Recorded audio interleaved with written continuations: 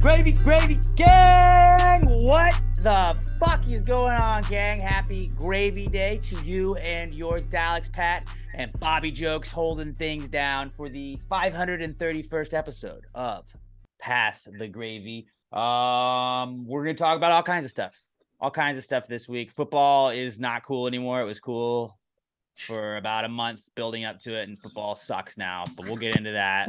We tell you what's not cool. Well, you know what? I'm glad you're happy, Pat, but fuck football, okay? I was happy for you for a moment on Sunday, and then my heart was just broken. And I'll talk about it. I've spin zoned my way into like blaming other people for a 40-0 loss. So it's fine. I've justified it completely in my brain. On to Arizona. But it was congratulations, 1-0 club for you. And only you, only the Packers. Congratulations to them being 1-0, but nobody else. Fuck everybody else. Thank you, sir. And then I got quite a few not cools. I'm gonna get to vent about, and then we'll answer some questions for you guys. But I just wanted to start the podcast off with saying that I heard the term sweater puppies today, referring to boobs, and just that's the best way that anybody could ever refer to boobs, right? Like that's the funnest way to refer to boobs. It's one of the most fun. Yeah. I haven't heard that in years, by the way. So thank you for bringing that Let's bring it back. Let's bring it back. Like, let's make it mainstream again. Like, also, side note, somebody asked us to power rank boobs for the answer segment. I would love to do a power ranking of boob nicknames. Oh, I thought you meant they were going to be like Selma Hayek's boobs. Oh, no. We're not. No, that would be demeaning to women. It's not demeaning. We're just going to power rank the cool names to call boobs. Selma Hayek's not to me. She has made her entire career off of those magnificent. Well, we would never judge women solely by their breasts. That's not us. Not by their sweater puppies. Excuse me. I mean, I might. Just wanted to throw that out though. Like, it's the Precome segment. We're just getting to say whatever. Like, sweater puppies needs to make a comeback. It's fun to say. It sounds like hush puppies almost, just because it says puppies in it. Who doesn't like puppies? Who doesn't like boobs? It's two of the best things in the world just combined to talk about boobs. Dude, I mean, Jerry the King Lawler, if you ever watched WWF or WWE back in the day, anytime a woman walked out with tits, he would just scream, puppies! Oh, that's I don't know why. I don't know how it fucking started. But if there was a girl with her tits out, he was yelling puppies. And I like that because it's just like slangifying sweater puppies just to puppies. Look at those puppies. Yeah, sweater puppies. Pups. Check out those pups. Couple of pups right there, huh? I mean, I already said too, Mommy Milkers is a great one.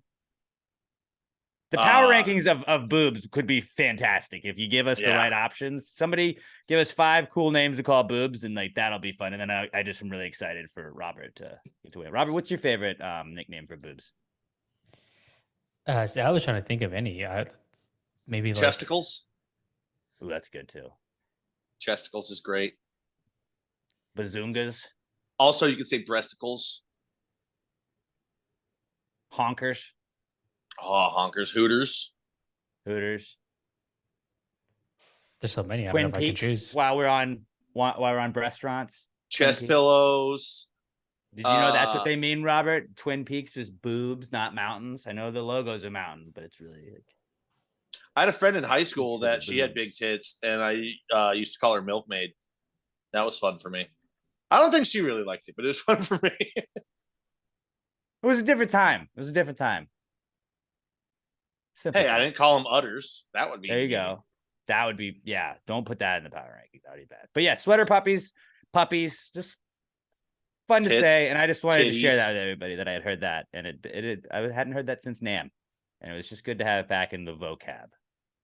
So we're bringing sweater puppies back. That could have been a comeback kid. I don't think it is. I had an idea to pitch to you guys that we kind of talked about on the Rod Ryan show this week.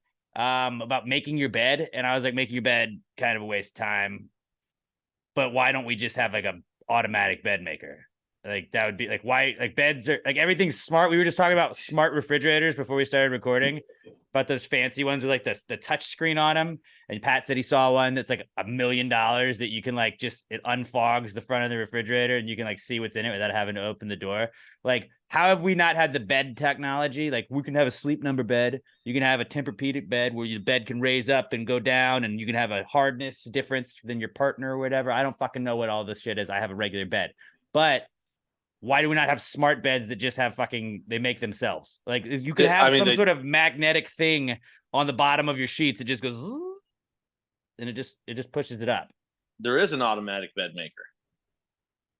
It also does laundry and the dishes. It's called a woman, bro. Disavow. Hey, not a sexist podcast. It was a joke. Why the fuck else would you get married? She cooks. I mean, that's mostly like I can't ask. You don't ask. That's sexist. She's good at cooking. She's very good at it. I enjoy her cooking. I'm also bad at it. I don't see. Regardless, I don't think this it would work for me though, because I kick. I like fold the comforter over between my legs. Everything's all over the place. I don't even fucking try in the morning. I look half the time. I'll like sit on the edge of my bed to like put my socks and stuff on in the morning. And when my comforter's there, I literally pick it up, I ball it up, and I throw it at the top of my bed. Like right now, it's laying on top of my pillows. That's just chaos. Yeah, dude, my bedroom is total chaos. That's wild. Ladies. That's an insane move. You just I'm an insane person. You make it, you like do the opposite of make the bed. You like make it more difficult to get in later. Nah, dude. Then you just literally you grab it with one hand and you just throw it down towards the foot and it spreads out. And you get in, put your knee pillow between your knees, and then you tuck the comforter between your ankles and you're good to go nighty night. Did you get a knee pillow? I did. Did you get a new pillow? You did? Yeah. Oh, dude, I immediately bought it. I immediately bought it that day. Yeah. I feel like I'm sleeping better, honestly.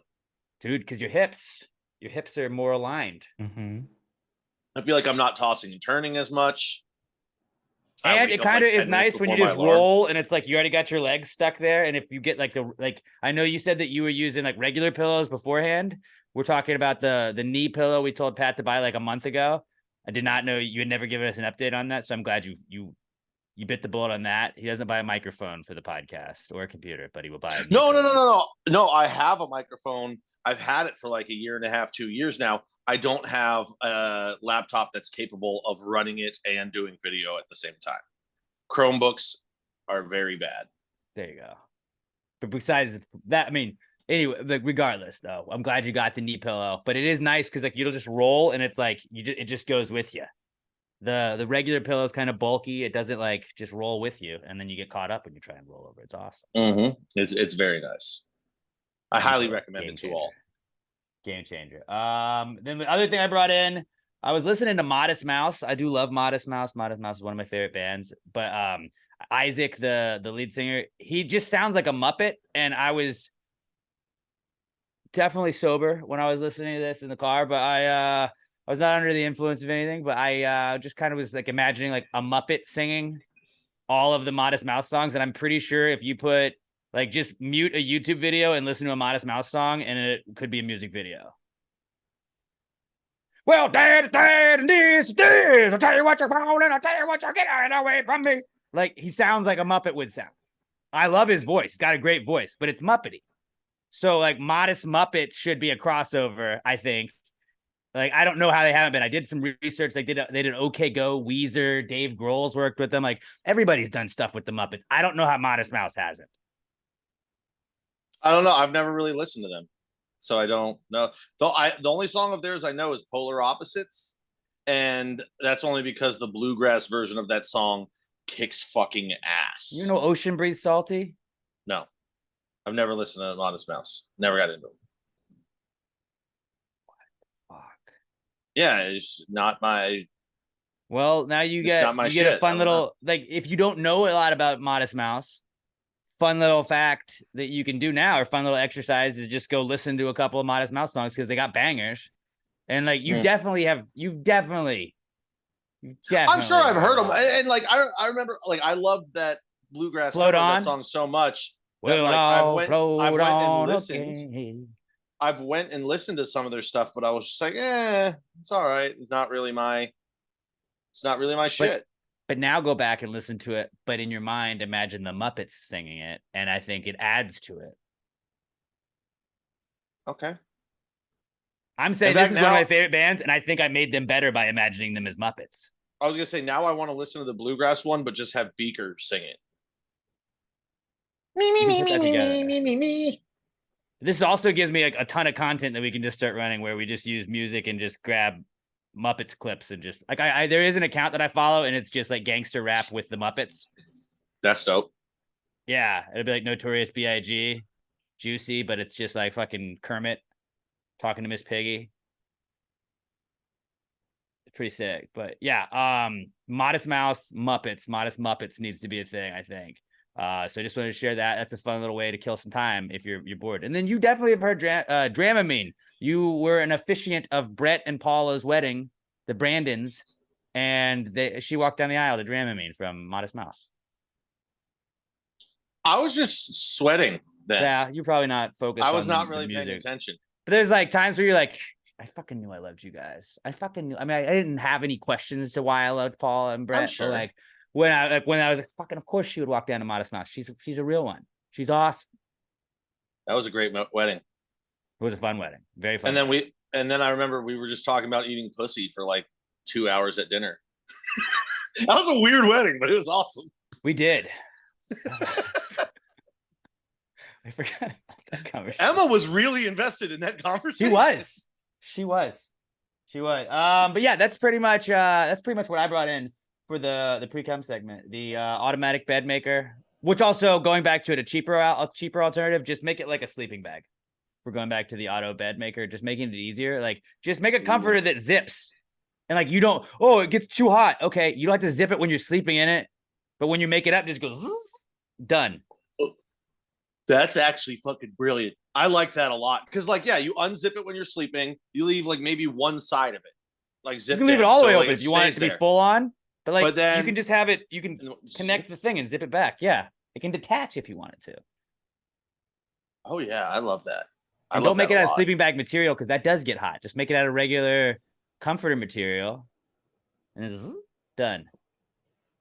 Saves time. Verbal trade. I'm all in on that. I love that. Yeah, I think we might make $1 million on that one. I love that for us. We'll be buying all those fancy fridges in no time, Pat. Well, I mean, I guess that's as good a segue as any. Is it's just I'm living the bougie life now. We finally got a new fridge, so now I actually have a beer fridge. Finally, for the first time in my life, the old fridge is just sitting in the garage, filled with beer and drinks, and my new fridge. If you guys see on there, this isn't whiskey and Coke or anything. This is just soda, but it's got a craft ice maker in it. So it's got regular ice, but then I can also set it to make circles that are perfect for drinking whiskey. Fucking boozy as shit. That's really cool. Dude, I'm living in the future. I love that for you. I love it for me too. The only downside of the fridge though is like it doesn't have a handle on the front of it. I'll send you a picture later. But like around a little bit lower than my hips, I would say, is the grab bar. Like it's just like an indentation where you grab to pull it out so you don't put fingerprints all over it. But that's too low for me. Like I have to I just grab the top of the fridge and pull it open that way. Mm-hmm. But it's just like, I don't like it. They space it too low. They made this fridge like specifically for really short people, I feel like. And it's not fair. They're discriminating against the height advantaged. That's a new one. Yeah, I just came up with that off the dome too. Yeah, it is. You know, one that another discrimination thing that I learned today or thought about today that I kind of wanted to take off. I'll teach you a lot about discrimination. Well, no, like we can call people out on discrimination for if you call somebody an idiot. Like an idiot is technically like a scientific term because if your IQ is a certain point, they would say like you're an idiot, and then people just use it like that guy's a fucking idiot. But then I'll be like, actually, that is an insult to people that have low IQs. I mean, well, you are an idiot, so. Well, I think I have a slightly higher IQ, but like, no, you are clinically. But like now, you can start like guilting people when they call you an idiot. Wow. I don't. Like I just go, yeah. It's like I'm a fucking idiot. People that aren't as smart. I wouldn't go that far. No, but you can push it, and somebody will take that and run with it. You don't think that we can fucking get people in trouble for that? Like we can cancel anybody now that's an enemy if they say idiot. I think we're pretty much getting past the whole cancel part. You don't want to. I feel like it's not happening. Bring it back. Much. No, we cancel our enemies. We can't be canceled. We cancel our enemies. No, I just mean canceling in general. Like people don't get canceled anymore. They get fired for like sexual harassment, but that's not canceling. It's in a way, it's canceling. That was a really shitty part of American history where people were getting canceled for things. Yeah. I mean, I still feel like it is going on. Just not as like rampant. I think people just don't give a shit anymore. They're like, we're gonna cancel you. Like, I don't fucking care. If you don't live on the internet, you can't be canceled. You're like, I don't fucking care. I'm not gonna see it. Yeah, there's like groups of people though that like they're like, well, we don't forget that you said this one time. Nobody cares about Big Brother. I get it. I mean, people do care about Big Brother. Pass a grade, bro. Check out the Big Brother podcast. But like, not to get too into Big Brother, there was a player in the house that he had an Andrew Tate quote, and like the entire Big Brother internet was just like lit on fire. Like, oh my god, how he didn't say like he agreed with it. He just made a quote that was from Andrew Tate, and they were like, wow, and it made what sense. A scumbag. But they had to like find out that it was from Andrew Tate. Like they had to, like somebody had to go look it up or whatever. And it was just like, all right. For those like, that don't know, basically what the quote was guys act differently when they're just around the boys than when they're around women. Oh, what a fucking shocking thing to say. He didn't say fuck bitches. He didn't say fuck bitches or anything. Yeah. He didn't say, I love Andrew Tate. Andrew Tate's my favorite person in the world. I worship everything he says. He just said, Andrew Tate, I think, said this. And sometimes I feel like when we're together, like I agree with that. He didn't say fuck women. Women suck. We should fucking exploit them. We should fucking like sell them into prostitution and all that shit like Andrew Tate does. He didn't say that, which we disavow. I don't think he said that. He said if they're going to prostitute themselves and you're dating them, then you get a cut. You should be entitled to a cut. I really don't like the Andrew Tate dude, but it's like I don't either. But that doesn't mean that doesn't mean Like just because you're a fucking douchebag or a complete moron doesn't mean you can't say things that are correct.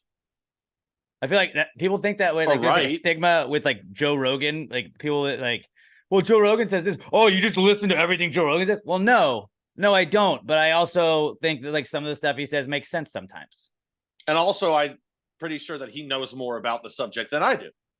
Well, I think he's also just a curious dude that asks questions. Like we're not acting like we're experts on anything. We're not acting like that either. We're just fucking. Sometimes we just ask questions. Shit goes weird. Sometimes we're fucking idiots. Sometimes we learn. But besides Andrew Tate, what else is going on, guys? So I have a question too. How much do you guys actually care about whether someone who has a band team knows that band? I don't really care that much. Maybe 1%. Maybe 1%. Cool. Because I've been like seeing some band teams that I kind of like. I like the design of them, but like I don't know these bands at all. Like if you like walk around like acting like a dick about it, you're like, fucking, you don't know Nickelback, and it's like name 6 songs, you know, like don't act like you're like the biggest fan ever. He's like, I just had a shirt I thought looked cool. Yeah, like if I saw somebody wearing a shirt of a country guy I like, and I was like, oh, sweet, and they were like, I don't know, I just like the shirt, I got it. I would be like, oh, okay, well, I mean, check him out, he's really fucking good, and that would be the end of the conversation. I almost bought a Reba McEntire shirt the other day, and then like talked myself out of it. Was it one of those funny to? It just says Reba on it. Oh, I thought it was gonna be like one of those weird ones where it's like her face and then all stylized like weird and shit. You know those like purposely stupid ones. It just says like a graphic tee, yeah, where it's just like her face on it, and she was wearing like I don't know, she had her fucking whatever Reba wears, and it just said you definitely Reba. should have bought that. You should have bought it. You should have bought it. Yeah, I might go back and get it. Actually, you know what you should do? But I was like, I don't know 12 songs. I can't. Like, I didn't want people to grill me for it. But it'll be a perfect rodeo shirt because I don't know the country. So now that you know you want it, you should wait 2 months and then buy it.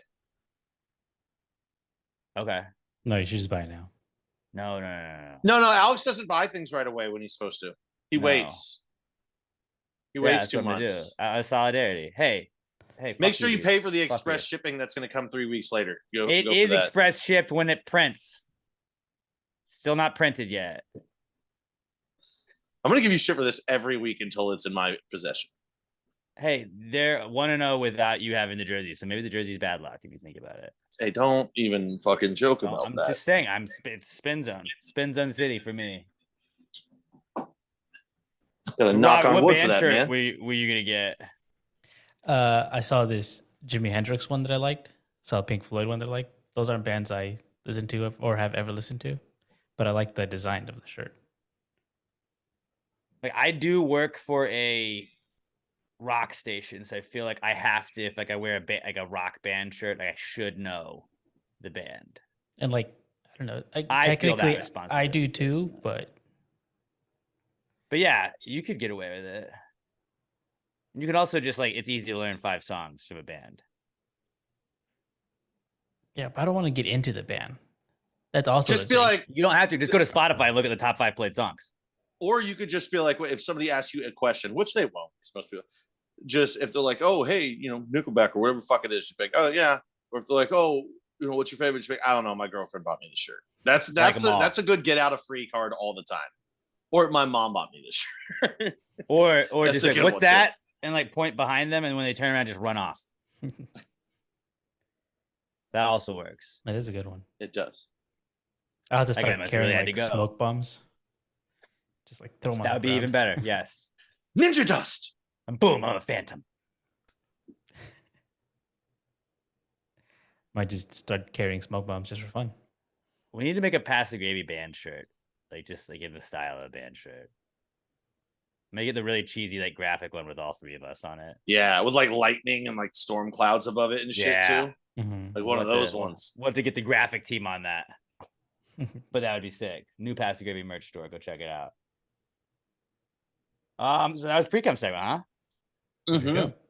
All right, that was solid. Solid little Precome segment. I feel like we got right into this bad boy. Let's move on to the Comeback Kid segment, brought to you this week by, where's my prep sheet? It's brought to you by littlemshop.com. There's a little bit of this and a little bit of that at littlemshop.com, littlemshop.com. When you use our promo code PTG69, you're also going to get 10% off your order. They have the best air fresheners on the planet. You don't want to have one of those little baby back bitch fucking green trees wherever you're going. You want to rip those fuckers down, throw them in your dashboard. Don't throw them out the window because we don't mess with Texas here on this podcast. Then go to littlemshop.com, order some of the best air fresheners on the planet. You're going to hang those bad boys in your rearview mirror. And then every time anybody gets in your car, they're like, dude, your car smells fantastic. What is that? And you're like, well, my friend, it's a Little M air freshener. It smells fresh to death. It smells like Miami Beach. Those are the 2 best scents you can get there. Go check it out, littlemshop.com. They also got little knickknacks in the school starting. Now maybe you're wanting to get some gifts for the teachers. Don't go give them the Starbucks gift cards. That's what everybody's doing. Stand out. Give them a cool little sticker, a cool little compact mirror. Maybe some air fresheners. Give them a little bit of everything. Teachers, God knows schools smell.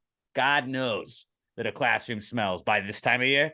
This kid, especially like the younger the kids are, they're coming in from recess smelling like rocks. I don't know why when you smell like outside, you just smell like rocks, but like that's what all kids smell like. And like teachers are going to want to get rid of that. My mom was a kindergarten teacher for the majority of my life. I know the little kids come into that room smelling like rocks. When we got done with school, when I was growing up, we'd always have to go to my mom's class until like she got done, and then she'd take us home. And those kids would come back from recess, and it was like, God damn it, who just dumped a bunch of rocks in here? No, it's kids. Just what outside smells like. But cover up the smell of rocks with a Little M air freshener. You guys, like, you might be laughing right now, but you know it's true, and you know exactly what that smell. You don't know. Shut up. Think about it. Rocks don't smell. It smells like rocks. I don't know how you got on rocks here. It smells no, like they rocks. smell like Little fucking M little shop sweaty kids and rocks. All right. Anyways, cover up the smell of rocks or anything else. littlemshop.com, littlemshop.com. Use our promo code PTG69 for 10% off your order. And if you spend $10 or more in the shop, you're also going to get free shipping. So you get free shipping and 10% off your order at littlemshop.com. Let them know you are supporting the people supporting the podcast. Tag them with your order when you get it at Little EM Tweets and at Little EM Shop on Instagram. Let them know you're supporting the people supporting the podcast.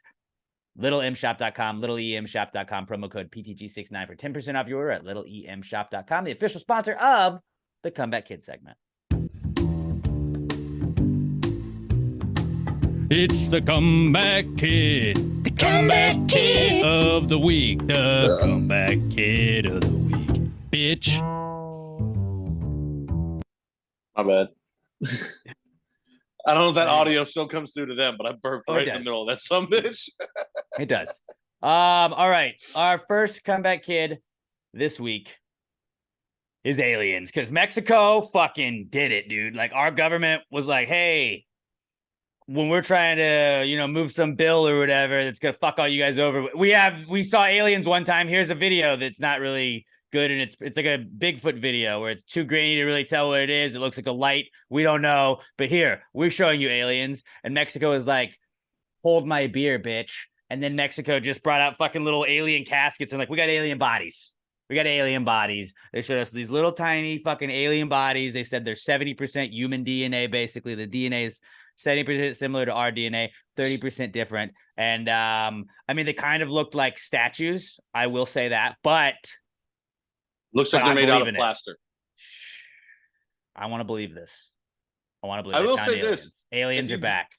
If you Googled Mexican aliens yesterday, you would have gotten a completely different search result. But what if they're just trying to like fuck up the Google search results? It's a psyop. Like, we do. Is there a caravan on its way right now? Do we have another caravan coming at us? Send this to Right Wing Talk Radio.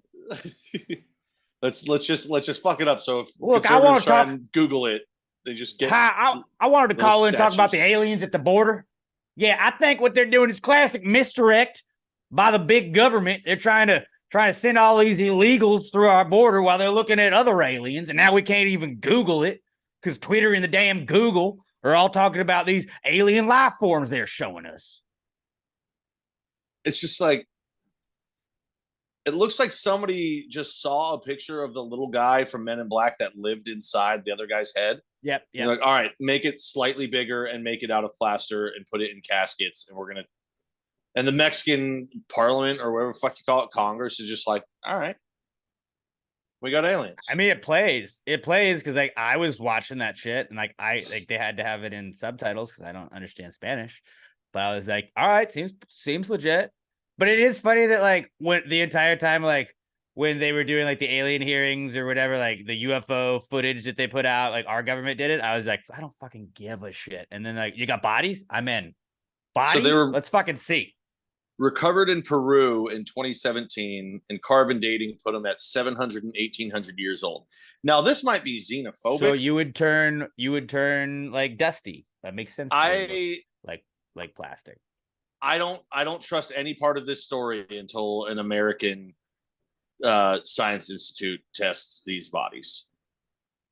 Like, because I feel like if you brought it to like University of Texas or something, and they like did carbon dating on it, they'd be like, dude, this is plaster 3 weeks old. It's not 1400 years old.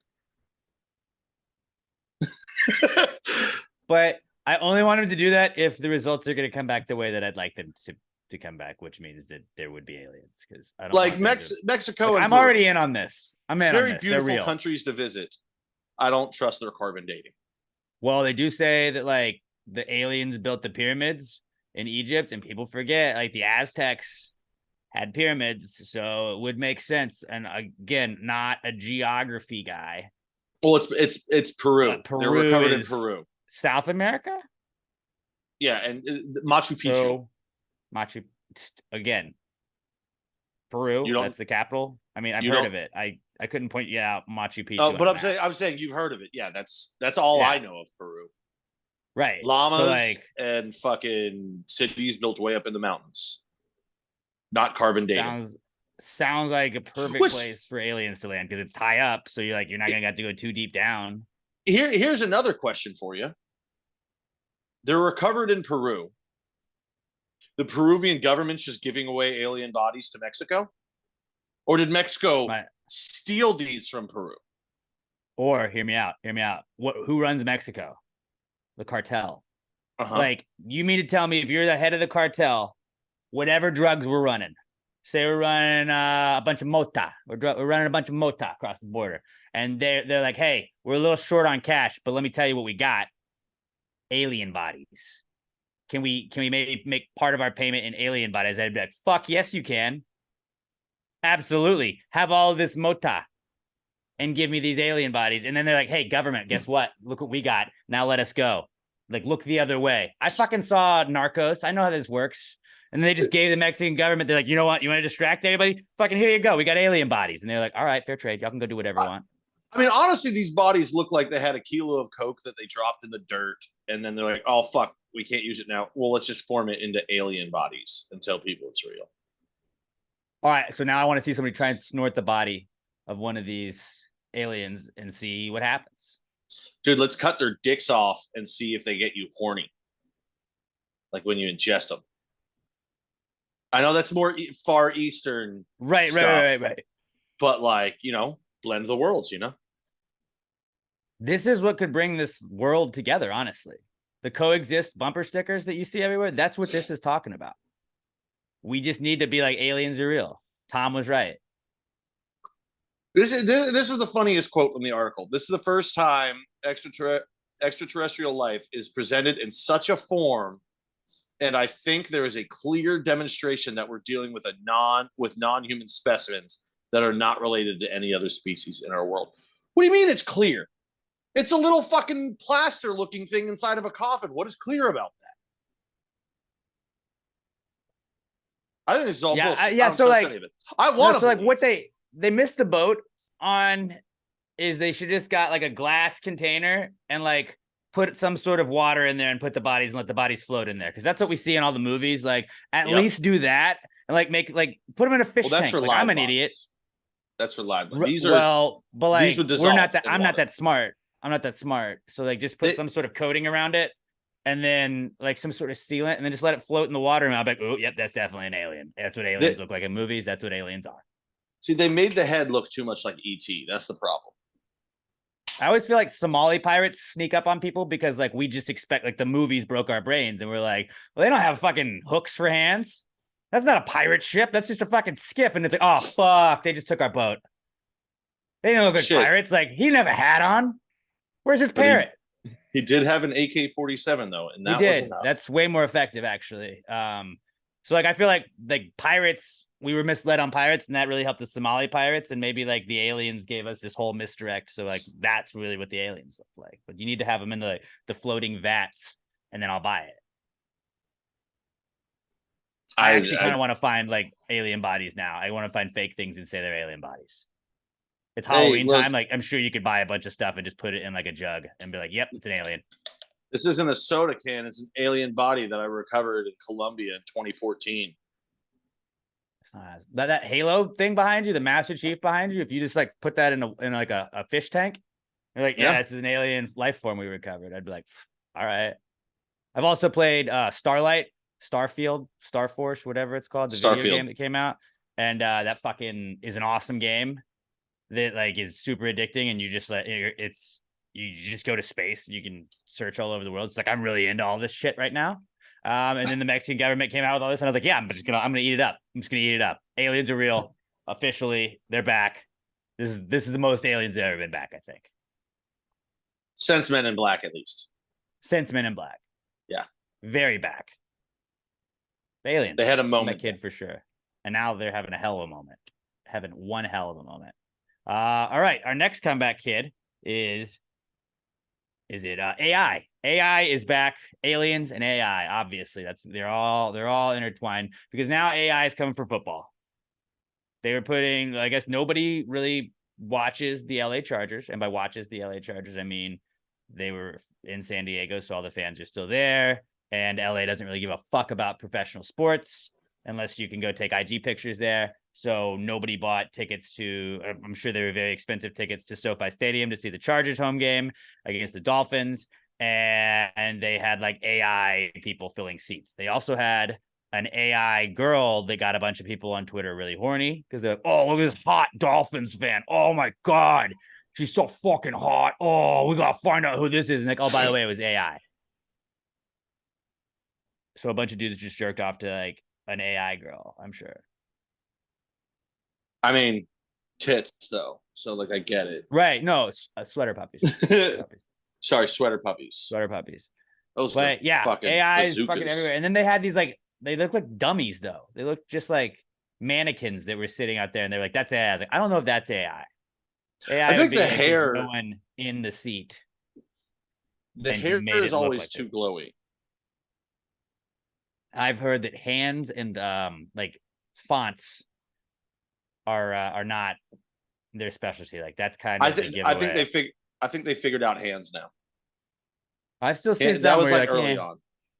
Well, and then if you look at like, now what it is, words on shirts, they don't always make sense. The AI chicks, I feel like you can tell just because if it looks like it's super, super, super, super photoshopped, at this point, just assume it's AI and it's not a Photoshop picture. Because they all look ridiculously photoshopped. I feel that way about like whenever somebody follows me on Instagram, and it's just like one, if your like Instagram name is like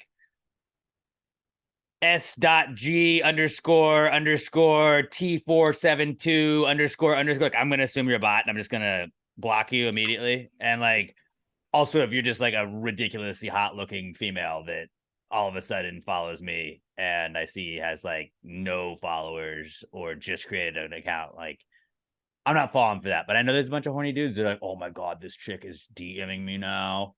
All she needs that's is a what bank it account, and then I can hang out with her. I just thought I had like a suspiciously high number of hot Asians with big tits that were suddenly following me. You tell me they're not real? That's seriously, that's what I get. They're all. I don't know if it's just because I've said it so many times online that I love Asian girls, but all the ones I get are Asian. And if you tell, like, if the bio is like all in a different language, I'm like, you have no reason to follow me. I don't ever post anything that's in another language. Here's one that started following me two days ago. 30-something single but not lonely. I meet something and someone new and knew me and new profile. She, her. That's an AI bot for sure. Yeah. The name is Verna, but the @ is PKGO5009QDSCZD. And some dude's gonna be like, "What's up, babe?" 32 followers. Oh no, sorry, 32 following, 0 followers. I was about to say, you go see who they're following. Is it all dudes?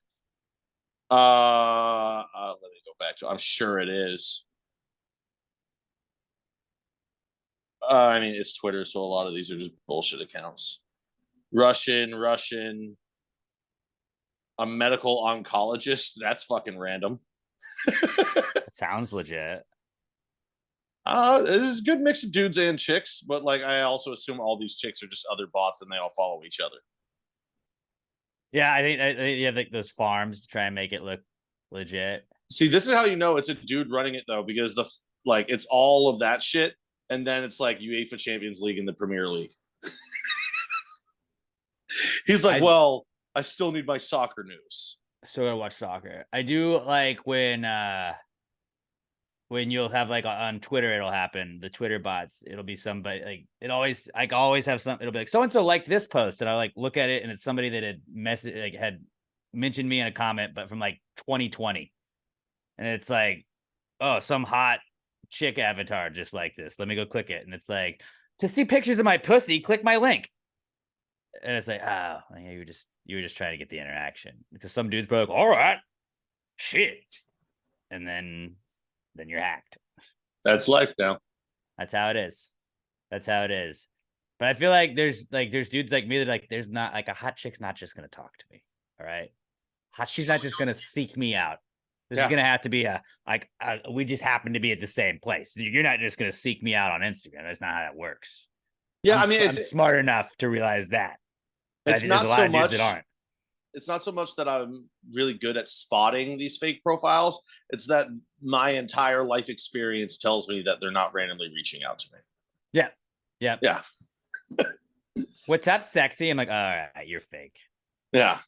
Like, oh, dude, this hot chick with a ridiculously skinny waist, giant tits, a perfect face, and a fat ass just DM'd me, hey, babe, what are you doing? Oh, that's so real. Remember on Twitter back in the good old days, when you would just call somebody you didn't agree with a bot? Now it's true. Now everyone's a bot. This is a bot. Like, we need to bring that back. Like, anybody like on Sunday night, my fucking Twitter was kind of lit and my DMs were pretty lit, and I should have just replied to everybody that was talking shit about the Giants. Like, bot, fucking bot. And then I win, because then you're like, he doesn't even think I'm real, man. It's not a bad idea. And if you're not real, then your insults can't hurt me. I've been building up this wall. It's week 1 and I hate it, but I've been building up a wall since Sunday, and I'm getting good at it. I'm getting good at the delusion right now. Yeah, that's life. Early on it's not season. Safe. It's unsafe. It's definitely an unsafe spot that I'm in right now, but hopefully it's just a 1 week thing. I mean, that's week 1 of the NFL. You got to overreact to everything. Right. You'll get them next time. There we go. There you go. Long season. Hey, and 16-1, not a bad record. Probably playoffs, 16-1. I would hope so. Beginning of the championship DVD. Giants got their ass kicked 40-0. Now look at us, Super Bowl champs. I mean, you'll go to the NFC Championship where the Packers will be. No. You got basically a rookie quarterback. Regardless, congratulations, 1-0. Next comeback kid is the Nextdoor app, guys. Caleb Crawdad is back on his motherfucking bullshit. I don't know why. I just got on Nextdoor the other day. I was feeling frisky. And Anne, somewhere in my neighborhood, was bitching. She was on one. And she was bitching, attention dog owners. Do not throw your dog's trash away in my dumpster. Do not throw it away. It is disgusting. Throw that away on your own dumpster. And I was just like, I could let this go. But like, also, I'm feeling frisky.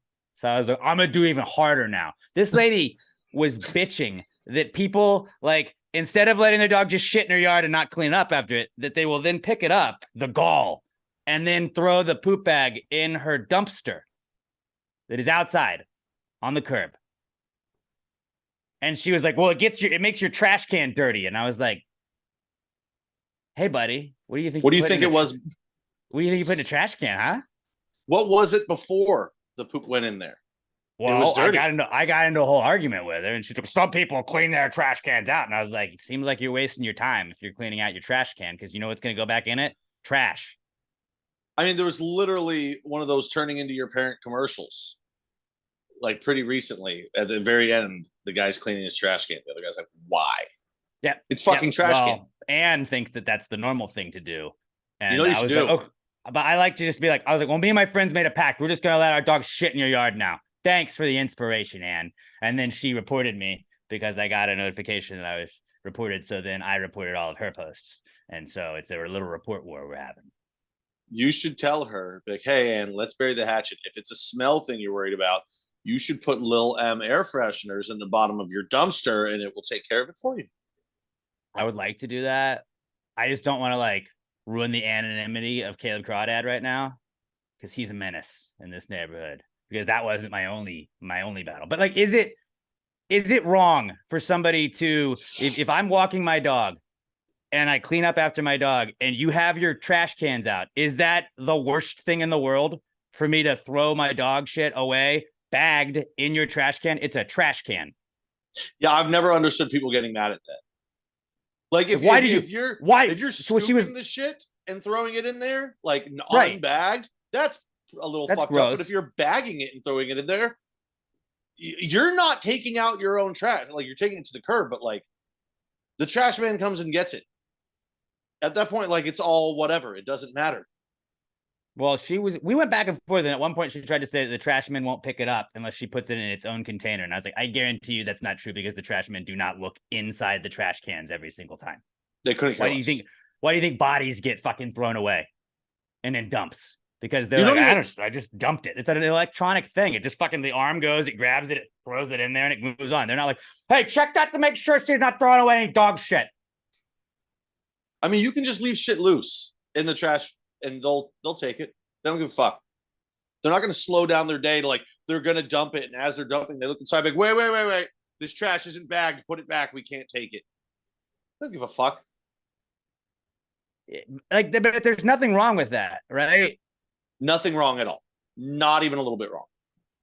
And the people the people on Nextdoor would just be like, well, why would you do that? What would possess anybody to do that? Probably because they just didn't want to walk around with a bag of dog shit in their hand.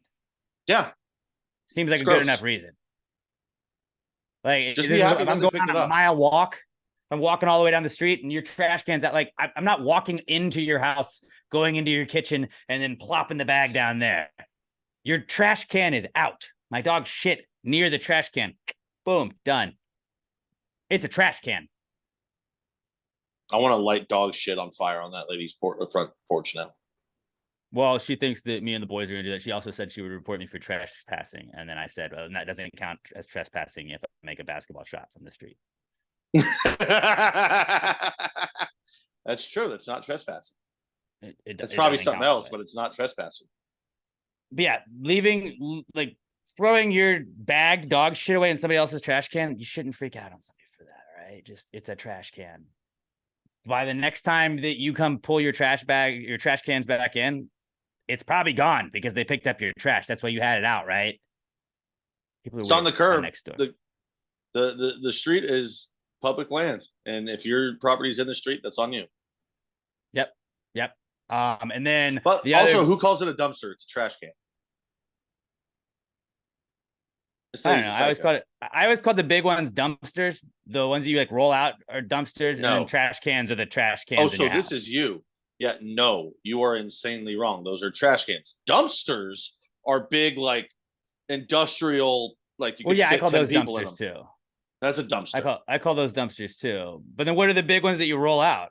Trash cans. Those are trash cans? Yes. Yeah. They're not really cans. Well, historically they were, and then we realized, oh, we can make this out of plastic and put wheels on it and a lid, and it's way better. Trash bin would make more sense. Okay, yeah, it would, but it's a fucking trash can. It's also a dumpster. You call it anything. You're a trash can. Anything How about you that? put trash in is basically a dumpster. The size of the dumpster varies, but everything's sort of like trash cans are just tiny dumpsters. Actually, I would say only toilets would be dumpsters. Those are smaller dumpsters for sure. Oh, I mean, it's the only thing you're taking a dump in. You're not taking a dump in dumpsters. Everything is a dumpster if you think about it. You can go down this whole rabbit hole if we want to, but I don't think we want to. Diapers, those are dumpsters. Definitely. I also got into more drama on Nextdoor. Caleb did, excuse me. Caleb Crawdad also got into it with Lisa, who actually the Nextdoor, 90% of Nextdoor is, did anybody hear this? Insert whatever it was. Usually it's people thinking it's bullets or gunfire. We're not saying it's not always, but I feel like not 100% of the time. It's usually just like, did anybody hear a loud banging noise? And then somebody will be like, no. Or yes, I heard it too. And there's never anybody being like, yes, it was this. But yeah, it was me and your mom. Boom. I need to That's what you should say. Yeah. Yeah. I'll do that next. And I walking back though, but Anne also was she was saying you must have been raised by pigs, and I was like, please don't make fun of my family. That's not their fault that they were raised as swine. But I'm just gonna dunk on her every time she fucking says anything because I don't care. This isn't real life. It's Nextdoor. But Lisa on Nextdoor was complaining. She was very upset about a police helicopter. That she was, why is there a police helicopter hovering above this street and this street? Not acceptable. And I just was like, police chief, hey guys, we're gonna have to call off the search on this one. Let's let this criminal get away. Helicopter's a little too loud for Lisa. Sorry, crime. What the fuck, lady? Are you bitching that a police helicopter is too loud? I don't understand people, man. Like, how does your life get to that moment? How have you're bored? I think you're just bored. You're obviously bored. And I was clearly bored because I had time to fuck with him. You're bored. These people are fucked in the head that they're like, a fucking police helicopter? How dare it be making noise at night? Why would they ever do that? Why would they inconvenience me? You know, because Lisa, you've been a real cunt online and the police wanted to punish you for it, but they couldn't do anything through the law. So they just thought they'd make you angry with nighttime noise. They just hovered a helicopter over your house just to piss you off. You know, fuck this bitch. Let's go. Good band name, Nighttime Noise. Nighttime Noise. I do like that. Write that down. Yeah. Make that a band shirt. Make that a band shirt. Yeah, just tweet Nighttime Noise. And then no context, and you'll know what Pat's tweet was now when you get to it. You know what? I'm gonna actually make instead of just tweeting these out too, which I still need to do, but I'm gonna actually just make a notes app thing for band names. And I'm gonna start collecting all these. And then we're gonna make a concert team. Modest Muppet. Add that one too. Modest Muppet. Fine, I'll add that for you. We already said that one. Yeah, but we didn't say band name immediately after. Right. Like you said that would be a good band because you were already talking about a band and you just made. See, that doesn't work because you were just talking about, Pat. Oh, well, this is a band. Me.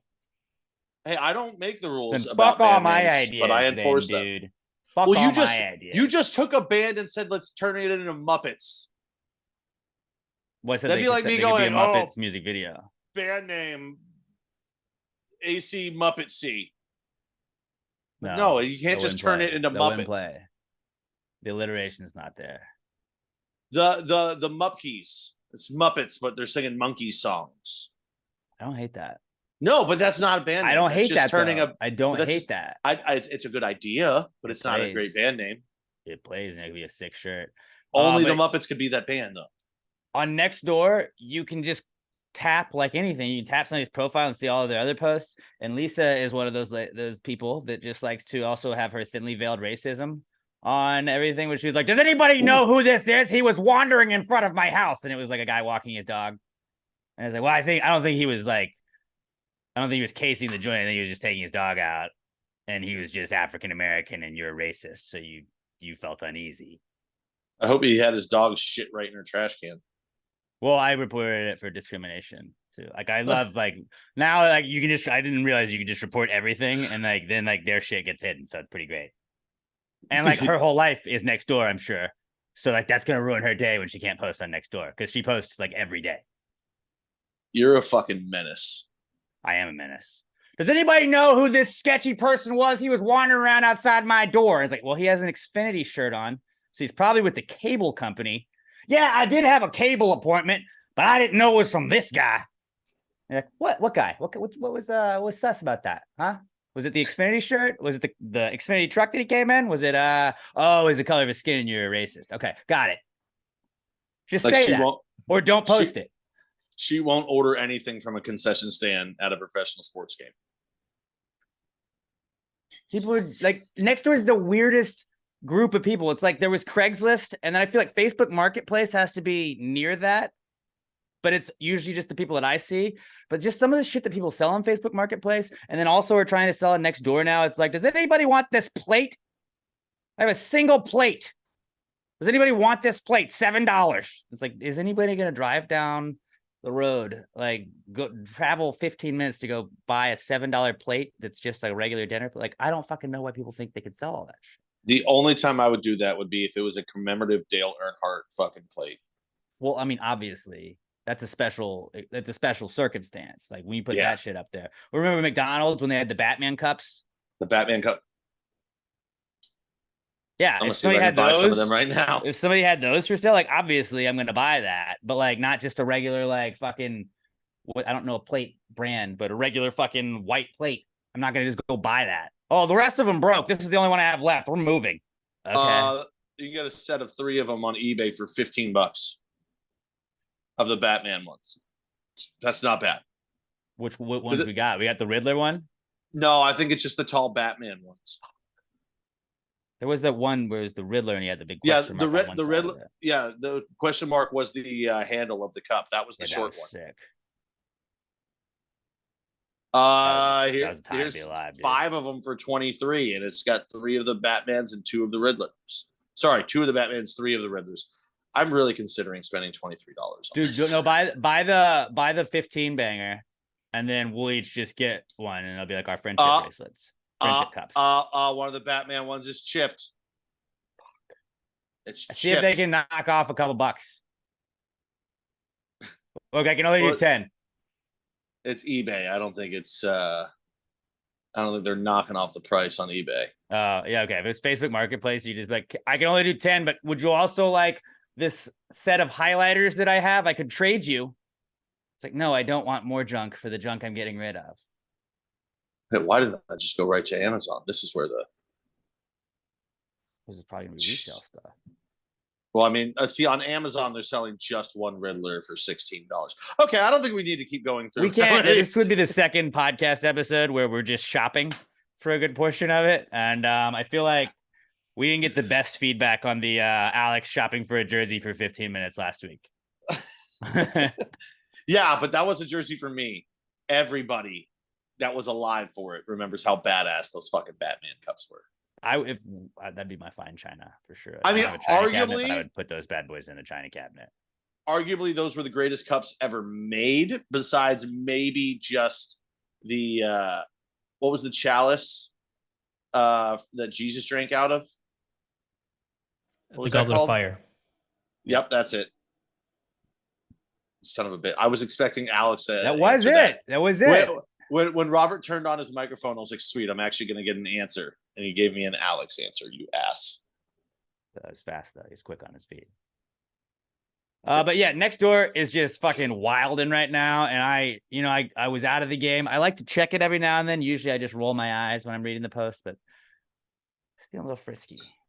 Every once in a while, you got to jump into the fire. And it's a great little exercise. If you haven't done it yet, just download the Nextdoor app, make up a fake name and a fake email that you use, like make a burner email that you use. And like I just use one of my Reddit burner emails, and don't associate the right phone number with it or anything like that. It's super easy. And then when you poop, just scroll through Nextdoor. Super fun way to just troll people. And then like you forget that you posted something, and then like the next time you poop, like 2 days later, or like 2 days later, you poop and you pull up Nextdoor and you're like, oh shit, like that shit went off. And then like there's all this chaos that you started. You just you pull the pin out of the grenade, you throw it, and you just walk away. And then you come back 2 days later, and then you comment on it again, and you get him going again. Because Nextdoor people are the people that will continue to argue with you. That's the best part about it. Like they have nothing better to do than argue with Caleb Crawdad that they cannot realize is a fake name. I got dibs on Arthur Bunghole. No, just do it. I'll do all like from that Office scene. Just be Voodoo Mama Juju. I'll be Jim Shorts. There you go. Jim Schwartz, maybe. That's an actual guy. Change it up a little bit. Jim Shorts. Oh shit, that's right. That's a famous defensive coordinator. Nextdoor app, very much back. Also back is Toy Story, because ESPN is going to have a Toy Story broadcast of a Jaguars-Lions game, I believe. It's a London game, and it's going to be live, real-time, animated video version of like what's happening on the field, but it will be done with toys instead of actual football players, and it will be done in Andy's room. Yeah, it's going to be like AI. So it's going to be like Jared Goff throws an out route to Amon-Ra St. Brown. But what it's actually going to be on the screen for this is it's going to be like Woody throws an out route to Buzz Lightyear. And he gets tackled by Rex. I'm actually super excited for this. I'm probably only going to watch about 9 seconds of it, but I want to see how they pull this off. See, I think I will also tune in to just like maybe not live, but I want to go back and watch and see how it went, because like it sounds cool, but it also sounds really dumb. And like, it sounds like you're trying to bring people into football that weren't going to care about football anyways. And if the only reason that you care about football is because you can watch a Toy Story version of football, I don't think you really care about football.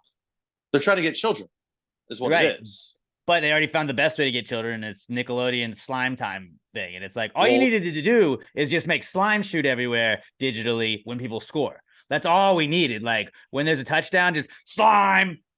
Like that's electric. That's fucking awesome. If you think I don't watch every single Nickelodeon game that is like if it's a Giants game, I'm not going to watch that because it would just make me sad. Like if it was a 40-0 blowout and I had to watch like just slime go everywhere, like I would have ended it. Yeah, but you got to think there's probably still some kids out there that were like, they don't care about that, but all kids care about Toy Story. Like, so they're even that little market share that they weren't getting before, they're going to get it now. They're going to get to both those numbers, and maybe they're going to even earlier at a younger age get more NFL fans. So kids are going to be like, oh, I want a golf jersey instead of I want a Woody toy. No, but you have to make like a Woody Lions jersey for sure. Oh yeah. Oh yeah. Oh yeah. Oh yeah.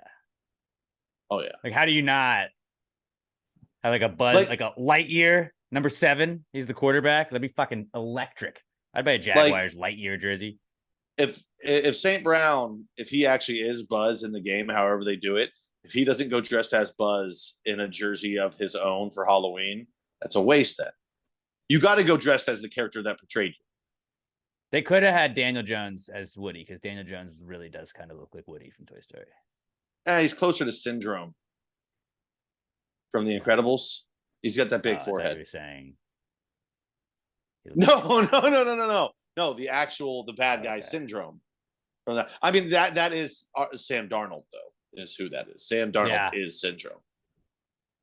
I feel like the only way that like I would be 100% sold on the Toy Story thing is like the losing team. We get to watch Sid just like shoot all of their players up with like rockets at the end of the game. Like whoever loses, like he gets to line up all their people and just like do like the fireworks stuff that Sid did in the original Toy Story, where you're like, oh, dude, he just ripped the wide receiver's arms off and put it on the kicker. That's crazy. He put like the kicker is just like the fish. Like the fishing rod with the legs, like that's got to be the kickers on both teams. Oh, that would be good. He straps the firework to their back and shoots them up in the air and they blow up. Like that's electric. Like that happens to the losing team. Winning team gets all the cool stuff. They get to go home with Andy. They get to go to college with Andy. You have to incorporate the sadness, the highs and the lows of Toy Story. Maybe and I want the aliens to be the linemen. The little squeaky. Yep. If you get a penalty, the dog just comes and eats your character. That's it. The slinky dog is just the entire offensive line. No, I think it'd be funnier if it was the alien squeaky things, because then like at the beginning of every play, you hear the when they maybe the cymbal monkey could be an offensive lineman or a defensive lineman. Great idea. Yeah. Oh no. Sure. Cymbal monkey is Jason Garrett up in the booth. Just clap, clap, clap, clap, clap, clap. I hope he's not involved in that. It's ESPN. He's not. He's NBC. Yeah, he's NBC. No, yeah, he's NBC. I know. I got to watch him every fucking week for the Irish. I hate him. I don't think I've hated like an analyst as much as I hate Jason Garrett, and it's just because like I have PTSD from like where like I hated him on the Cowboys so long, and then he was on the Giants, and I was like, "You're fucking my team up. Stop doing that. Like you fucked up the other team I hated for so long. I didn't hate that as much. I just hated that you were their coach, and now you're my team's coach, and I fucking like it killed me. And so like every time I see him, like I hate you. I hate you, Jason. Like I want to punch my TV every time I see him. It's just like a reaction that I can't control. He's brutal. He sucks. That also, little breaking news that's not going to be breaking for the people listening. Robert, did you see Scherzer's done? I did. At least for the regular season and maybe for the playoffs too. Fuck you, Rangers. Wait. That can't be. They got Max Scherzer from the Mets and he didn't work out, and then they got who else from the Mets? DeGrom. And he's in the lineup though, right? No. Oh shit, you're right. He's out too. Wow. That sucks. At least neither one of them makes high sal. Oh wait, they do. Oh yeah, it's not like they wasted. Hate to see it. You hate to see it. Real shame. Best of luck in recovery, Max Scherzer. I'm gonna laugh if they don't even make the playoffs. I'm gonna laugh so fucking hard. But wouldn't it be better if are they still doing the like 3-game series first round again? I believe so. Yeah, I believe so. I just want him to go and like I'd like him to get in just so they'd get their ass whipped in that weekend. Where it's like you have to play the 2 extra games and just get swept in them. That would be fucking funny. But it'd be even funnier if they just didn't make the playoffs. That's true. After talking all that shit. Like they're leading the division the entire fucking year. And then with a month and a half left, they fall out of first and then they miss the playoffs. That would be awesome. So not like Dallas sports franchises. Like there's never been a Dallas sports franchise that started off really hot, acted like they won the championship in like maybe a week 1 victory, deserved victory, or like early on season dominance, and then like thought just anointed themselves champions basically, and then faltered later on in the season. Never happened before. You hate to see it. It's such a established franchise with so many. Never did that. But yeah, Max Scherzer out for this. Okay, all right. Any bad Dallas news? I'm kind of up for that right now. What's our last comeback kid we got? Last comeback kid is the Empire. I don't know about you guys. I am fucking very excited. Next Monday at Warehouse Live, there's a metal band that just plays Star Wars songs. They're called the Galactic Empire. I'm fucking going. It's going to be amazing. You want to go? It's only $25, Alex. When is it? Next Monday. I believe that's the 19th, something like that. It's at Warehouse Live. Show starts 7:30. My Giants podcast. I might have to be on Giants Rush, but if not, you can miss one for the Galactic Empire. No, I might be recapping a win, and I'll be very excited. Now imagine that was a fucking electric guitar. The dude was dressed as Kylo Ren. There's a fucking Mandalorian behind him. Okay, you're selling me on it. Dude, it's so... I'll send you a fucking link that you can go to watch later. Do they sing? No, because it's Star Wars music. There's no right. singing. No, that's why I was asking that. I was like, do they make lyrics to it? Because that would honestly be better. No, that would be way fucking worse. That would be way worse. There was a show on Netflix. It's still a show on Netflix, but it ended. It's called Love. And one of the main character and his friends, when they'd get together for fun, they would just write songs to movies that didn't have theme songs. Like they wrote a theme song to The Perfect Storm in one episode. And it was just like an upbeat song about a fucking boat that goes down. And it was just That's crazy. I like the concept of that. So I was thinking like that'd be really funny if they just added words to Star Wars songs too. But also they better play the Cantina Band song for fucking like 6 hours. Oh, I'm sure they will. Like there's no way that they don't. Like Duel of the Fates is a big one for them. That's what I'm going to send you right now. Their music video. Yeah, I'm jacked the fuck up. I've been waiting for this for, I don't know. I probably saw the first thing about them like 2-3 months ago. And then I looked it up and saw they were coming to Houston. I was like, fuck yeah. And then they're in Austin the day after that, and then Dallas the day after that. So they're doing a whole Texas run, no matter where you are in the state, guys. Oh, not no matter what. El Paso, you're still pretty fucked, but yeah. Or Lubbock, Paris, Texas, you're probably fucked too. The Big Triangle. If you're in the Big Triangle, you're good. You're in those 3 cities they're going to, then you're in luck. Yeah. Oh, actually, Sorry, I forgot to write it down. I do have one more comeback, kid. Cyber attacks. Did you see that all of the MGM properties in Vegas have been cyber attacked? Oh, I did hear about that. Yeah, like they're telling you to like call and make reservations. Yeah, so doing it online. All of their systems are down completely. They're having to manually check guests in and out of the hotel with clipboards. The ATMs do not work. All payouts are having to be done by hand, whether it's 10 cents or $10,000 by hand, cash, employee to customer. Like it's fucking all their websites are down. Aria, Luxor, MGM. But like it's just MGM properties, which is weird. But it's a full-on cyber attack that's probably costing them hundreds of millions, if not at least tens of millions, if not hundreds of millions of dollars. This is fucking, and it's getting not great. Well, I who's just their rival casino? All the rival casinos are probably doing it. I have a theory on this. Okay, I have a theory because I saw earlier today.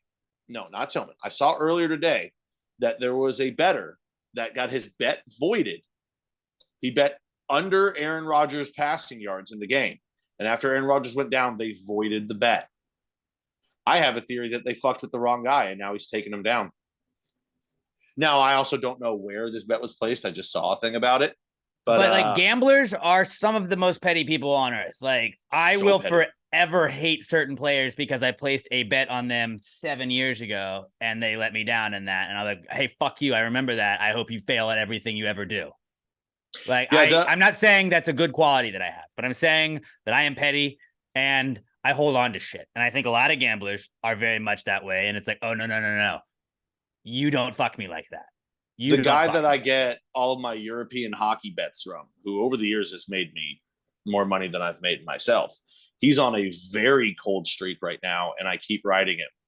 And my account is just dwindling and dwindling and dwindling. And I'm getting very close to fucking abandoning him. I am very petty. Like I'll turn off the lights and fucking just shut everything off, and we're done. We're done. Done professionally. Pat texted me. It was like 7:30 in the morning the other day, I feel like. So Pat must have still been up from the night before. No, I'm working early again now. Oh, okay. My bad. I just assume, I know you always talk about that, how you just haven't been asleep. Like, you'll be like, oh, I haven't gone to sleep yet. I need to go to sleep. Alex is on. No, I was sitting at work placing bets instead of working. Okay. Well, Pat was like, dude, European hockey's back. Fuck yeah. And I was like, oh, nice. And like, I don't know. I don't like betting on teams that I can't pronounce. And like, he'll be like, I bet Raktaka Maka in Finland against Saka Baka. And I'm like, I don't know. I don't even know like how to search for those teams. And then Pat's like, fucking cleaned up. cleaned up. Like Pat will do that. I'm like, I still don't know who you're betting on. Like, I have no idea. If I can't pronounce the team, like I'm down for free wins, but like if I'm not watching the games, it kind of sucks. It's not as fun. Actually, and what I had texted you was Bovada's listing it's because for the last couple of years they have not been listing Russian. No free ads. Oh, sorry. No free ads. But they haven't been listing Russian hockey ever Also since bleep Russia and invaded Ukraine. But they're listing them again, and I said I'm back on the Russian gas. Is what I texted him. I saw that I didn't watch the US Open, but I saw that I think there was a Russian in the final of the semifinal, and they still will not show the Russia flag. Yeah, they just like gray it out or whatever. Yeah, we still stand with Ukraine. I guess I think they should flip it upside down and just, isn't that the Netherlands flag is just the reverse Russian flag? They should just do that and then make everybody think they're from the Netherlands. They're like, that's so bad. That's a cool country. Nobody really has beef with the Netherlands, do they? Well, yes. Austin Powers' father. He doesn't trust the Dutch. Okay, fair. But like most countries don't typically have beef with the Netherlands, do they? I mean, not a geography guy, but like I always was like, unless they hate chocolate. I always thought the Netherlands were cool to watch, like on international sports, because they have like for some reason orange is their jersey color. I'm like, all right. Like I don't know how Australia goes green and yellow, even though their flag is red, white, and blue. Like it's odd to me that they're just like fucking green and yellow is our national colors. Let's go with that. It's like, well, that's not on your flag at all. Like, doesn't matter. And I like that the Netherlands is like, well, everybody else is red, white, and blue. We're just gonna go orange. I'm like, that fucks. And then the Netherlands, like they have wooden shoes, Stroop waffles. I remember from Ted Lasso that looked cool. Stroop waffles are delicious. Never had them, but they looked really good. And just like, I don't know, it seems hard to hate on the Netherlands. And it's called the Netherlands, even though it's not really the Netherlands. It's like Holland or Amsterdam. Yeah. One of those. Amsterdam's a city. In Holland. And they're called the Dutch. Yeah. So it's like, it's all over the place. They don't even. I respect that. They're like, fuck it, dude. I kind of like respect the fuck out of Brazil for being like, we're speaking Portuguese, dude. Fuck it. Spanish everywhere else in this continent? Not here. Portuguese. Why? Fuck you. Well, it's because Portugal. I know. But like, I like that they just stuck with that. Like, it would have been easy to just go Spanish. Like, literally every other country there. But like, okay, but we're Portuguese. But do you respect Montreal for sticking with speaking French instead of English, like French. Everywhere around them? It's French. Fair enough. I don't got no beef with Portugal, except that Ronaldo's a bitch. Yeah, I got no problems with Portugal. Barcelona. Spain. Actually, no, that's no. Oh wait, that's Spain. Barcelona is in Spain. Spain, Portugal, same fucking thing. They're close. I feel like Spain and Portugal is like Argentina and Brazil. In South, it's like that's Europe's Argentina and Brazil. No, because Brazil and Argentina don't touch and aren't really that close. But like they're Brazil kind of like, well, they're similar in soccer, so I'm just going with it based off of that. Brazil is literally the upper right of South America, and Argentina is the bottom left. Oh, Pat Maps over here. I'm a big geography guy. Okay, clearly. And also, I watched a lot of Hunting Hitler, and they did a lot of shit down there. If you still haven't seen Hunting Hitler, you need to watch it. It's one of the greatest shows of all time. Hitler did not die in that bunker. I'm an anti-Nazi myself, so I try and avoid. I'm very anti-Nazi, but also I'm a white dude. I'm a white dude in my 30s, so I love his history. Yeah, I haven't really gotten down that, but there are like, so I've gotten like, I feel like a very old man move that I've lately been doing on Facebook is like, it'll be like old. I don't know, like when the Titanic thing happened, when that submarine went down, there was just like a bunch of like weird like boat things. I think just because like my algorithm was like, oh, he must like boats, just because we were learning about like the submarine blowing up and shit, and so it would be like, oh, look at these shipwrecks, and I was like, all right. I'm not gonna ever go look at these in real life, but like there's a bunch of pictures of them and like pages that are just like, check out this shipwreck at the bottom of Lake Huron. I'm like, all right, that looks cool. That's like cool. Titanic wreckage footage. I'll look at all damn day. You show me a different picture of the sunken Titanic. Yeah, cool. Well, this is the stern.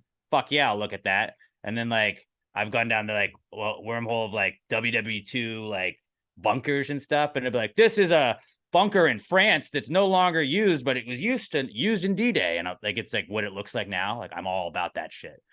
Where I'm not going to comment on it or anything, but I'll go like look at the pictures that pop up on my Facebook feed. So that's an old man thing that I've been doing. I guess every dude does do like a weird history phase. That's all like history, or like World War II. Every dude loves World War II. It's fascinating. And they were just cooler and manlier than us back then. You think Germany loves World War II? You think Japan loves World War II? I mean, Americans do. Right, obviously, because we won. But like, I feel like it's probably like the worst. I mean, as long as we don't talk about the whole part where we just like illegally interned all the Japanese Americans and we're like fucking basically running our own concentration camps for a little bit. Yeah. Just ignore that part of it and just focus on the parts where we were winning and being awesome. Just watch Band of Brothers. Right. That's fucking dope. And the Pacific. Pacific's really cool too. Right. Or like, just we didn't really learn about that too much, and like we learned about it briefly in school. But it's like, do you think they do that in Germany? Where they're like, and all right, let's move on to other stuff after World War II. Like, wait, wasn't that a while? Yeah, we don't need to focus on all that stuff. It's kind of sad. Yeah, in Germany, they they teach all the way up to 1936, and then they don't pick it up again until like 1948.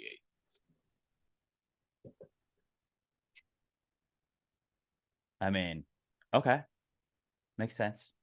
I mean, you might want to forget certain things. Except they'll still teach industrially. Like, oh, Volkswagen was started. Oh, for what reason? Don't worry about it. Why did we make that? We just had it. It was a sick car. A super sick car. German engineering made massive advances in these years. Doing what? Shut up. Driving cars. Duh. That was it. They get sick Volkswagen Beetles. Flying. Yeah, that's just that specifically. Driving and flying very quickly into places. All right, and on that note, tell everybody about our good friends at Southern Star Brewing Company. I know that they just had was it Dortmund? That's a German style beer, a German style. Oh, you mean this one right here? The Dortmund Rebel? Yes, it is a. Look at that segue right there. Tell everybody about our good friends at Southern Star. I swear it said it on here somewhere. I'm blind. It's a Dortmund style lager. Dortmund is from Germany. It's the German people who are known strictly for making beer and nothing else. No, I will tell you this though. It is absolutely delicious. I probably should have slurped that so you could hear that I was taking a sip instead of just a weird, awkward pause right there. Get your ass up into the brewery. Get some of that. I don't know if it's in stores around, but I do know what is in stores around and will be everywhere. The Oktoberfest. See, we're all German today. All German, boys. You know what? Every year they come out with it. It's the best Oktoberfest around. All the other breweries, they make good ones. Nothing against them. They don't do it as well. Nobody does beer as well as Southern Star. We know it. That's why we partnered with them. They're fucking great. Also, it might have had something to do with that. They were just willing. But you know what? Once we got up there, we learned more about them. We knew they're the best. I went up. Here's the other one. You got to get up there and try this one. The Tiki King Tropical Sour. They have fucked around with sours a couple times. We've had a couple sours that were named after us. Darling Like a Marlin 1, Darling Like Michael Marlin 2. Alex, they finally perfected it. This is a pineapple sour. Ooh. And look at the logo, designed by our good friend Keith. Keith is the best artist out there. I don't know if I can say whatever. Elvis is dead. It's Elvis, but as like a wooden tiki post. It's the coolest fucking beer. And the quote on it: "When I was a boy, I should actually probably read this quote in the style of the man himself." Yes, please do. When I was a boy, I always saw myself as a hero in comic books and in movies. I grew up believing this dream. The King. I haven't done an Elvis impression in like 14 years. I just pulled that out of my ass. I'm fucking great. You know what else is great? Well done. Every goddamn beer Southern Star makes. I got a bunch of the strawberry bombies right here. Like I said, I got Oktoberfest. I got the Southern Brunchies. You know these go up. That might be, of all the beers that they make, that might be the best yard work beer. Because it is so just refreshing and citrusy. You're hot. It's 160 fucking degrees outside when you're doing yard work. Even if there is a breeze, still super hot. It's super refreshing. Took the wife on a little anniversary getaway this weekend. We went to the pool, and I was like, you know what? I'm gonna bring a little cooler obviously I'm gonna throw some Southern Star in there. I took some strawberry bombies down there to the pool. You're not allowed to bring your own drinks to the pool. Not allowed. I didn't know that. So we hit them because they're not glass. They don't clink. They don't break. You don't have to worry about any of that nonsense. Just hit them in our towels. Got out there, popped a couple of Southern Stars and drank those on the DL. But best pool beer, still undefeated as a pool beer. Promise you. I know it's still, I mean, it's Texas. We're going to have pool season for another 2 months at least, maybe longer. Like you at least get it doesn't get cold until January. Yeah. So I mean, it's almost always pool season here in Texas, and it is the best pool beer, best river beer, best beer. If you're near water, it's the best beer you could ever have, ever. No doubt about it. No matter which Southern Star product you choose, there's something for everybody. Go up to the brewery. I love going up to the brewery with somebody that's never been up there. Take your friends up there. Like you got some people from out of town. Like, what do you want to get into something this weekend? Yeah, dude, let's go up to the brewery. Go up there. They'd have fucking awesome food trucks. They always have the best of like most fun events going down there. You couldn't have no interest in the Charo Bean competition when you go up there. They don't have it this weekend or anything, but like the Charo Bean competition, they're like, oh, there's a Charo Bean competition going down and I can sample all these. Fuck yeah, let's do that. There's always something fun going down at Southern Star. You go up to the brewery, take your friends from out of town there. Just take your regular friends. Just be like, hey, boys, let's go meet up at the brewery. 3525 North Fraser Street up in Conroe. And then take them up there and then be like, what do you got that's taproom exclusive? I always like to do that because it makes you feel like you're in the know. What's taproom exclusive? They're like, well, we're working on this. We're working on this. And you get to try the stuff that they're kind of testing out, the stuff that they haven't put out in the stores yet. And you feel like you're in an exclusive club. It's a really cool feeling. And it's kind of like a flex. You're like, I know a guy. He makes his own, like he makes his own beer, and you go into a brewery. And you're like, well, it's just Dave and Keith and everybody over there making all this stuff, but it's still dope. And then you get a little sample, and then eventually, when some of those beers make it into the stores, like, yeah, I already tried that. That used to be a taproom exclusive, and it's like when you watched a kid in college, and then he goes and he plays for your team, and it's like you feel more knowledgeable because you got to see him play beforehand. It's like you got to see. I had that beer already, even though it wasn't available in stores. I already had that beer. You just seem like a beer guy. Like we're idiots. We don't know a lot about beer. Still, we just know that beer is good. And that's really like they're beer for people that don't know a lot about beer, but just like the taste of good stuff. So go check it out. Southern Star Brewing Company. Tell them you're part of the Gravy Gang. They'll hook you up. They'll let you try some stuff before you use one of your tokens on a full beer. Be like, hey, can I get a little sip of this one? Like, let me try this one. And you'll find the right beer, and there will be something for everybody.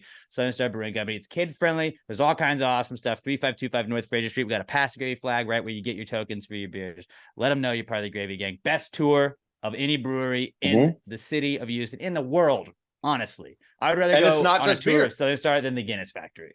It's not just beer. They've got the hoppy elixir. They also have their Skull and Potion mead, which, speaking of, September 23rd. If like I said, I'm going to the Star Wars Metal Show. They've got on 23rd a free concert with Krigsgrav, Wolf Skull, and Divine Void. I don't know. I know Krigsgrav, at least I Googled it real quick. Doom metal. So I assume they're all fucking big metal bands. They all have albums that came out this year. And they're partnering with Krigsgrav. They made a Spirit Walker 12% alcohol by volume bone dry honey mead. So check that out there. If you're into metal, this sounds like it's going to be a great show. It's fucking free. It's the best beer in the world. Get your September 23rd. Get your ass up there. Go have a great time. I know Robert doesn't drink, but I could see Robert being like a low-key mead guy. Like, not all the time, but like Robert like could wind down occasionally. He's had a stressful day. He just pours a little bit of mead for himself. Like, I could see Robert being a mead guy. Maybe if he had a mustache and a fedora. Then that's why I think he's a low-key mead guy. Oh, I don't really go much for beer. I'm more of a mead man myself. And then he refers to Sam as Milady for the rest of the night. Owns a sword. He doesn't use it. He just has it in his belt loop, just in case. Yeah, just open carry, baby. Does that count as swords? I mean, if you can open carry a gun, I'm pretty sure you can open carry a fucking sword. What about like a battle axe? I've always wondered that. Southern Star Brewing Company, official beer sponsor of Pass the Gravy and the Not Cool segment. Not cool, man. Dude, that's not cool. Not cool. Not cool. Dude, that's not cool, man. Dude, that's not cool. Not cool. Not cool. Dude, that's not cool. That's not cool. That's not cool. Keith and the boys are like listening to this, like, your advertisement for us is turning into another weird conversation. That's what we do. Sandwich us in between the Nazis talk. Good. The Not Cool segment is a great way where we all get to vent, and we like to involve you guys in it as well. So if you're a listener of the podcast or a viewer of the podcast, which hopefully some viewers are out there, if you're listening to us, know that you can go watch every episode on our YouTube channel, youtube.com/@PassingGrade Podcast, or just search Passing Grade Podcast. Make sure you subscribe to it. So we encourage you guys to send us some not cools, anything that basically just makes you say, hey man, that's not cool. It can be a big thing, it can be a little thing. If you stub your toe, that's not cool. If you got a gunshot wound to your arm, you tore your Achilles, also a not cool, but there's varying degrees of not cool. We just like, it's a good way to vent each week. And we're going to pick some of the best ones that you guys submit to us. Use the hashtag PTG not cool to @PassingGradePod on Twitter. That's how we get them. We'll sort through them and pick a couple of the best ones each week and share them. So let's start off with some of your not cools. And then I have a couple of them that I'd like to go off on here in a little bit. But our first one is from Raimundo Benavidez @KMundoB on Twitter. And Raimundo says, his not cool is moving. I'm moving this week and it sucks. Luckily, I have friends who are helping. I mean, even if you got friends that are helping, it's just the whole process of it, Pat. You're still kind of going through this where, you got to pack up all your shit. You got to see what you want to keep. You got to see what you can throw out. You got to convince yourself that you shouldn't throw out whatever you should throw out. So you just pack it up in a box. It's going to just sit wherever you go next and never get touched again. And then you just got to figure out a way to move all that shit. And it is a pain in the ass. There's no part about moving that is fun. Yeah, unless you just spend the money and hire someone to do literally all of it, and you sit back and drink beer the whole time. But even so, then you have to unpack. People move; they don't pack for you or unpack. That'd be a cool, extra service to have. We also will unpack and put everything away. But then you got people going through your shit, right? But you can still charge a fuckload of money for it. Yeah, that would be sick. But yeah, dude, Mundo moving does suck. Glad you got some good buddies to do that. I would have recommended hiring movers, honestly. But friends work too. Movers are definitely better though. Moving does suck. Our next not cool is from Todd Voss. He's @as_seen_by_TV on Twitter. And Todd says, my 6-year-old had a baseball practice at 7:00. It went for 2 hours. Her normal bedtime is on a school night is at 8:30. For reference, it's hard enough to keep just one 6-year-old focused for an hour, let alone 10 or 11. And again, on a school night. Yeah, you got to tell the coach, be like, hey, they're 6. We don't need 2-hour fucking practices. They're 6. They're not going to be good. They're not going to be good. Did they lose? The people that are bad? good, Maybe you were running them a little bit. Well, just like the people that are good at 6 are just naturally good. The rest of them aren't going to get any better at that age. Practice for an hour. You don't need 2 hours. You put them all out in the field. You hit a couple balls to them. You let them all take 3 or 4 swings, and then you go home. That's practice at 6 years old. I think your coach is trying to be a hard ass. That's what it is. A hard ass little league coach, though. I think the Little League World Series has just warped my brain too much. Where I'm like, quit just fucking going viral. You're trying to go viral, just being a kiss ass. But hey, guys, you can be anything you want to be. Just go out there and have fun. It's I kind of like the idea of the hard ass coach for a 6-year-old. It's like, you think that was a good game? That was crap. There's a bunch of crap out there. It's we're playing T-ball. It's a bunch of crap. They were getting hits all over the place. We had a chance at a double play. You sucked. And it's yeah, he's a 6-year-old. He doesn't have the motor skills yet. The right fielder's out there picking flowers, and you're not even trying to go opposite field. You think you're gonna make it to the bigs picking flowers? Yeah. I mean, seriously, man to man, you got to go shake the coach's hand eye to eye and be like, hey, go fuck yourself. All right. But again, you don't know if it's I don't know if it's the coach's fault either. Because I think as somebody that played hockey in the state of Texas, where there's I think there were 4 or 5 rinks at the time, 3 or 4 that were fairly drivable for us. We were older than 6, but you only get so much time per team for they only have so much field time that they can do. So I guess having to scatter each team being able to practice a certain amount of time, sometimes you're gonna get the 7:00 slot. You would imagine that they would be the older kids would probably have the later slots, you would think, but I guess that's not always the case. But yeah, it does suck. Yeah, but it doesn't need to go for 2 hours. Do 1 hour. A 2-hour practice for 6 what if it's a big means game? Nothing. It's not a big game. They're 6. They're 6. Yeah. No, I feel Todd's not a guy just to bitch. So like, it's definitely, I agree with you. It's a valid argument. I was just trying to justify some of it because I feel like there's a lot of little league baseball teams, so like they have to like schedule them all to have practice time. But yeah, 2 hours is a lot. Or what you can do next time, Todd. Also at 8:00, just go. Hey, I know practice is still going on, but her bedtime's 8:30. We have to go home. She's got a test tomorrow. She got to go home and study. No, just say bedtime's 8:30. And if the coach tries to pull some, they need to be here to learn and be dedicated to the team, you just turn back to them and go, dude, they're fucking 6. They're 6. Shut the fuck up. They're 6. It's 8:30 on a goddamn weeknight. It's time to go home. And then also, Todd, I would like to coach a little league team at some point. No, you wouldn't. I just want to remember. I want to be like an assistant coach that can quit later on. Dude, do you remember when we talked about that in high school? When we were seniors? I did. I coached Pee Wee football team. Yeah, no, but I remember we wanted to get our own team to run. What was it? Was it HYFL? I was the HYFL Cinco Ranch. KYF. No, KYF wouldn't. They wouldn't let us. Oh, that's right. They wouldn't. Oh, so okay. I get our friend's dad ran HYFL, and we were the HYFL coaches for the Cinco Ranch team, and they were not good. I wonder why. Well, I wasn't the head coach, so I would say it's the head coach's fault, not mine. I'm gonna get in there. I'm gonna install a wing T offense. These kids. Now just run Wildcat. Yeah, just run all the weird but turns out they don't run the same kind of plays. We're like, all right, just throw.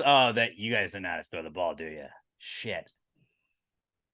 You forget that it's like the fine motor skills not all the way there yet. You just got to run the offenses from like the 1930s. Nobody threw it. Everybody was just power sweep. What was the wishbone? Run the wishbone offense. Mm-hmm. Teaching the triple option. I actually found out about a new one recently. I can't remember the name of it now, but there's a bunch of like 3A schools run it in Texas, and it's basically a hurry up option offense. Like remember a couple. I think it was like a week ago. Deion Sanders is doing. Hearing about the quarter, there was like a stat line that got posted everywhere on Twitter. It was a quarterback.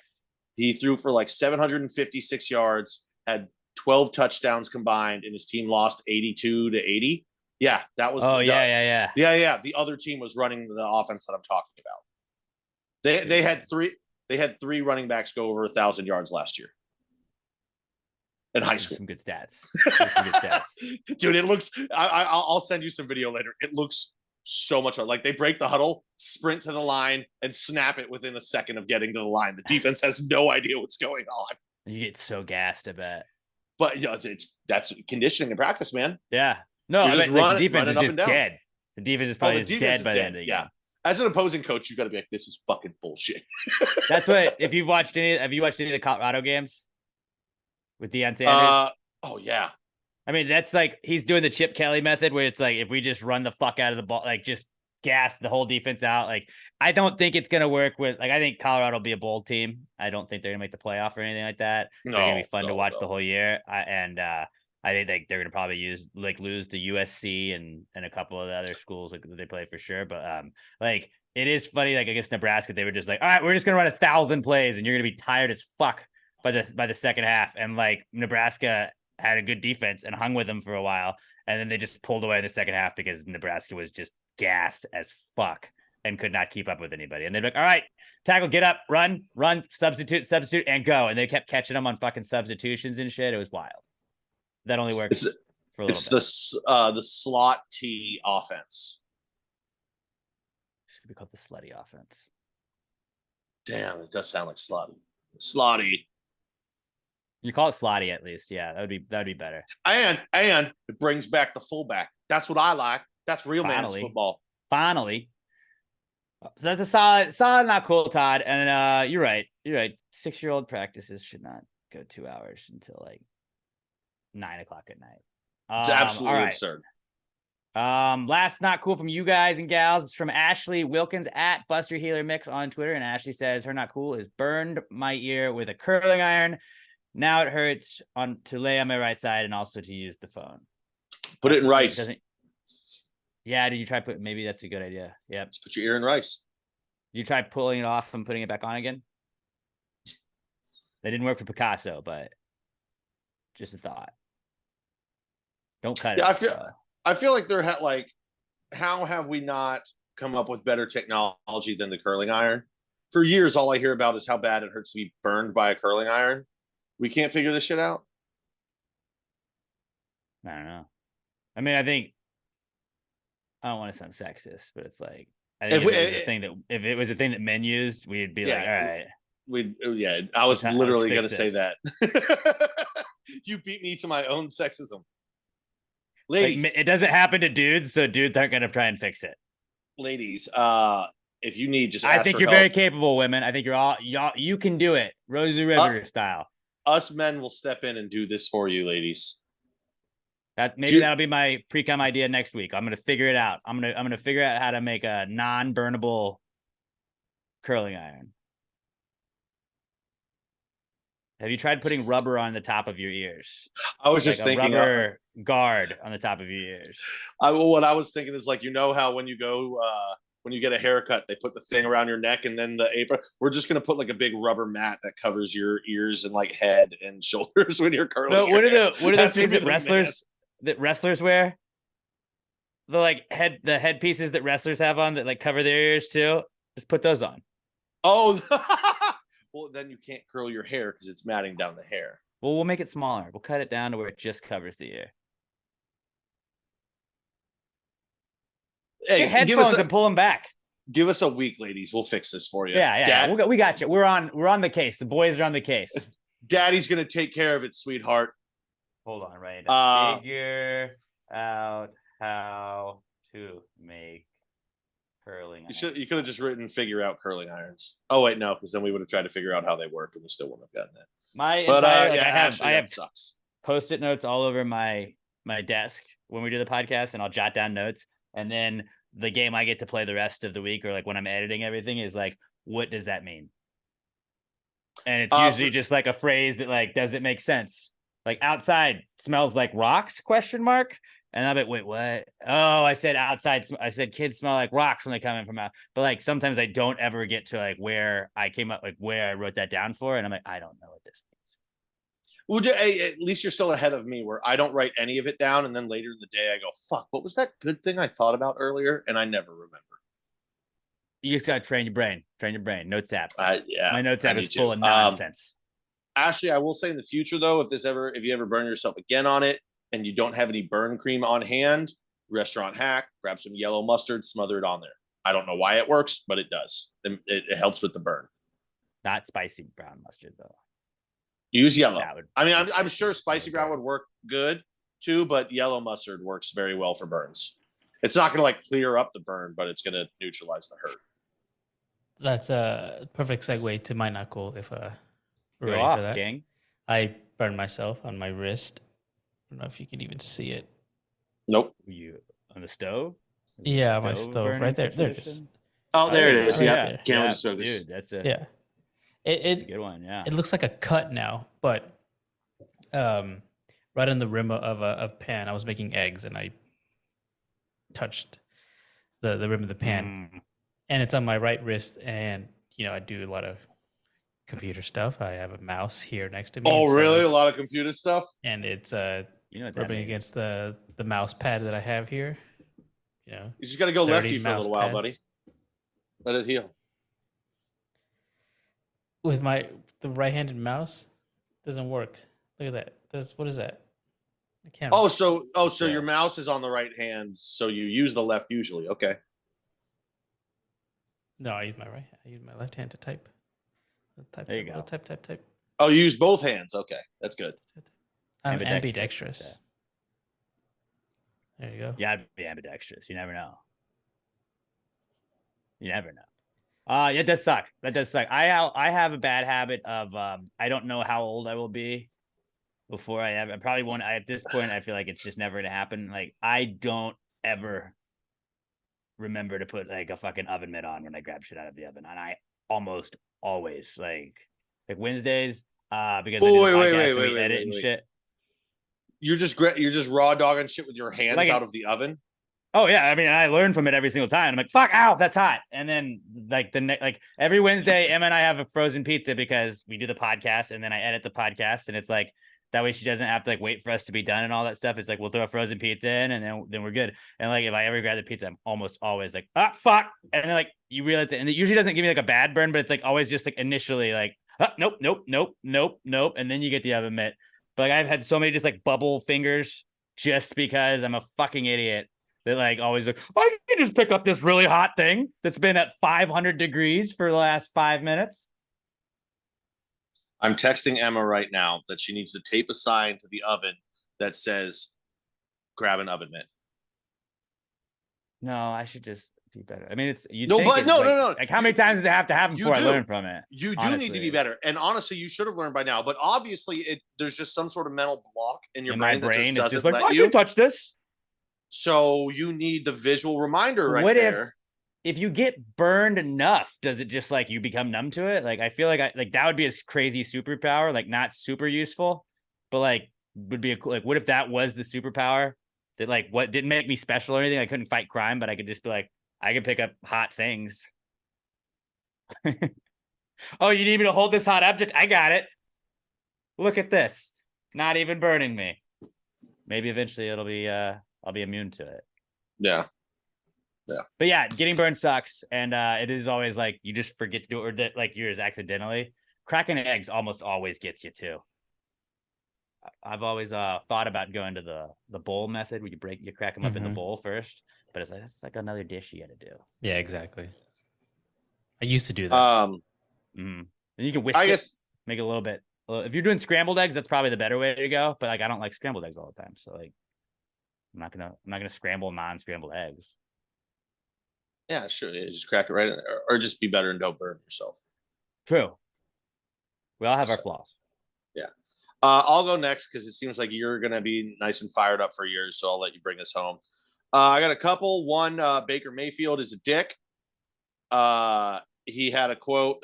Somebody had asked if he was picking up on the Vikings signals so he knew what plays were coming. And he said, I'm a Texas Rangers fan, not a Houston Astros fan, so we're not going to condone that. Fuck you, buddy. But then again, we already knew he's a state trader. He went to Oklahoma, so yeah, it makes sense that he's a Rangers fan. We all know that Dallas is the hanging ball sack of Oklahoma. It really is. And also shows he doesn't watch film because that's how you would also pick up signs from the team. So not a team player. Yeah, total douchebag. Bad guy for the team. And like, oh, good thing you have pitching since you're a Rangers. Oh, wait. Oh, oops. My other one is just us all being deprived of great football.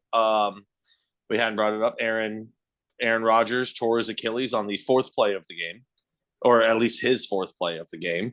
Hey, Robert, have you heard this one before? I never would have thought a jet would have gone down 9/11. But did you see that one on Twitter? That was all over the place. But yeah, so I mean, obviously, I love Aaron. You know, he gave me what 12, 13, 14, 15, however many years he was a starter, many happy years as a Packers fan. I will always love him. I don't want to see anything bad happen to him. And as we saw from the rest of that game, that defense for the Jets is so fucking good that if Aaron was running the offense, you're like, man, this could have been a very special team to watch all year and just great football. And now we're all deprived of it. And like, I love watching injury video or like, I get that weird sick pleasure. It's kind of like how like I'm one of those people that also likes watching pimple popping videos. It's fucking gross, but it's cool. I think it's different than injury, like gruesome injury. Yeah, but I have no problem seeing a leg snap. But something about when you see an Achilles tear and you watch the calf muscle just reverberate, there's something wrong. Like I don't enjoy that. I'll watch it 20 times, but I don't enjoy it. Like that's fucked up because you're like, oh, I think it comes back to when I was like a freshman in high school. I had a teacher tell me. Now he was playing soccer in college with his buddies, and one of them snapped his Achilles, and the muscle literally just rolled up the back of his leg, like the size of a baseball at the top of his calf. And that was always the most horrifying visual. Like without ever seeing it, I was like, "That's the most horrifying injury I can imagine." I'd rather lose an arm than have that happen to me.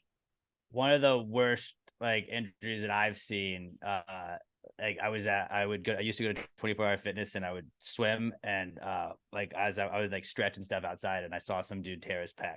Like I saw like the aftermath of him tear his pec and like his pec was like rolled up, like it was just like a ball right there. And I was like, oh no. And I Also- don't know I think he was benching, but he was doing some sort of like press and I guess it just ripped. And I was like, that's gotta be I've heard worse. that's like one of the worst ones. It's so bad, but it also it shows like I don't think much there's any like manlier- muscle tear that's good.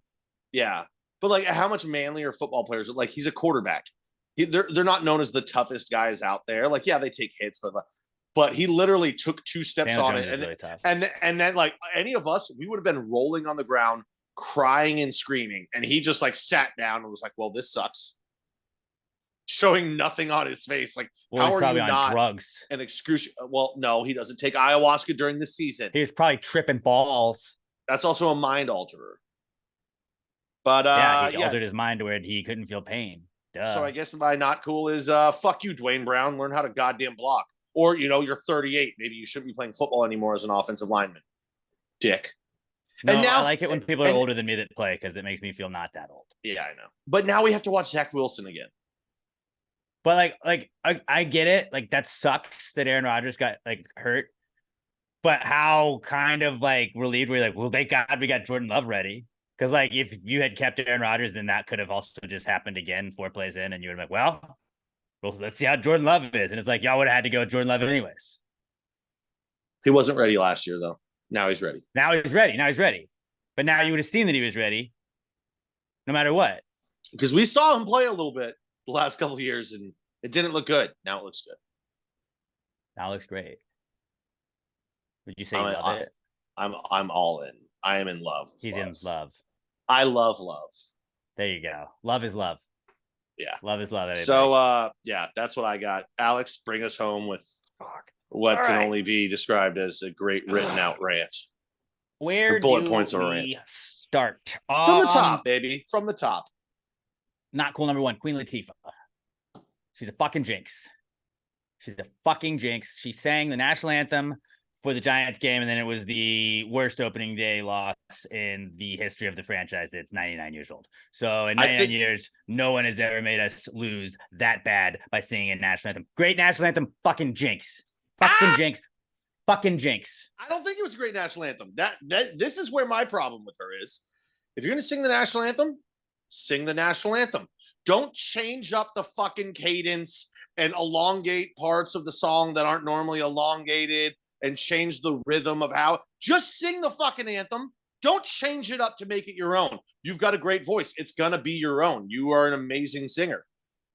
But sing the anthem in the cadence and rhythm that we all know and love. I don't want to give her a pass on anything, but I think it was also because the service people were singing along as background singers, and it was like 9/11. Wait, hold on. I don't It was think like she almost did the 9/11. national anthem. She did Because the no, national anthem. I no, watched the it. national anthem. I saw them introduce it, and it was a New York firefighter woman who was doing the national anthem. She sang before the game, and she's a fucking jinx. I was gonna say it was National anthem. before I'm the pretty sure it was game. national That's anthem. I think the other person did God Bless America, but I think she's a fucking jinx. She was standing on a little giant puck thing, so she fucking basically was stomping on the Giants ahead of time, and that was a little bit foreshadowing, and they lost, and it was fucking awful. So I'm mad at fucking Queen Latifah. She has a shit show on after Big Brother. One of the nights that Big Brother's on, it's like she's a cop and she's really fucking terrible at it. It's called The Equalizer. And that's a Denzel movie, and it's like Denzel's so much better than you, Queen Latifah. they're still making the Denzel movies. The third one's coming out soon, and the show is going come on. out, didn't it? Or maybe it did. I haven't ever watched any of them, but I've heard they're fucking great. But like fucking Hairspray, she was in fucking awful. I didn't see Girl Trip probably because it sucked. Beauty Shop, awful. I think she was in Barbershop. That was stupid. Whatever the Ice Age was, she was mad at. Fuck her. She was in Ice Age. I hate Queen Latifah so much. And if I ever see her near MetLife again, I'm gonna fucking lose it. I'm gonna fucking lose it. She should never be allowed to watch a Giants game again. This is all her fault, because I'm not gonna blame my guys for it being their fault. I'm not gonna blame the players. It's Queen Latifah's fault because she's a fucking jinx. All right, she's a fucking jinx. And if it's not Queen Latifah, it's Coco Gauff because she was also there, chatting it up with the players, chatting it up with them. Fucking jinx. But she's a winner. Hey, yeah, let me. she's a jinx. She was rubbing it in their face. Before you finish all yours, I'm gonna throw in a quick not cool real quick. I'm gonna not cool us, because at some point we should have brought up all the stories of all the heroes from 9/11. We didn't even fucking mention it. I'm just gonna say not cool on me for not mentioning the man in the red bandana. That guy was a total fucking badass. And every year his story comes back out. Segment? No, but like we should have at least mentioned the heroes of 9/11. I mean, I don't think anybody was tuning to Pass a Game like, wow, I can't wait for their 9/11 tribute. No, not tribute, but we should have. Hey, 9/11, never forget. And part of not forgetting is remembering the heroes that happened in it. There's a lot of normal, ordinary people that stepped up and were heroes. And I keep forgetting his name. It's the most lacrosse fucking name of all time. But the man in the red bandana, go watch the doc on Amazon Prime. It's fucking great. That guy was a goddamn hero. Continue. Never forget, guys. Never forget. I did see some. Never forget. Like, this is the worst day ever.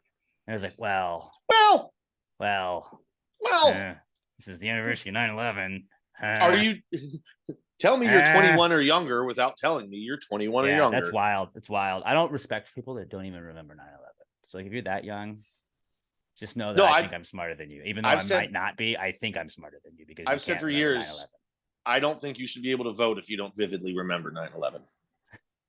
You're just gonna age people out of being able to vote at a certain point. Because you fundamentally look at the world a different way than the rest of us do because you didn't see it, and you're wrong. They never actually saw the country united.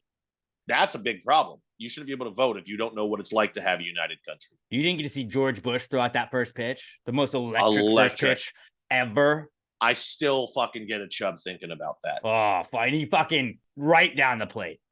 Just right down the plate. Best first pitch ever. We always talk a lot about the worst first pitches. That was the best. Yeah. But the Yankees fucked it up and didn't win the World Series that year.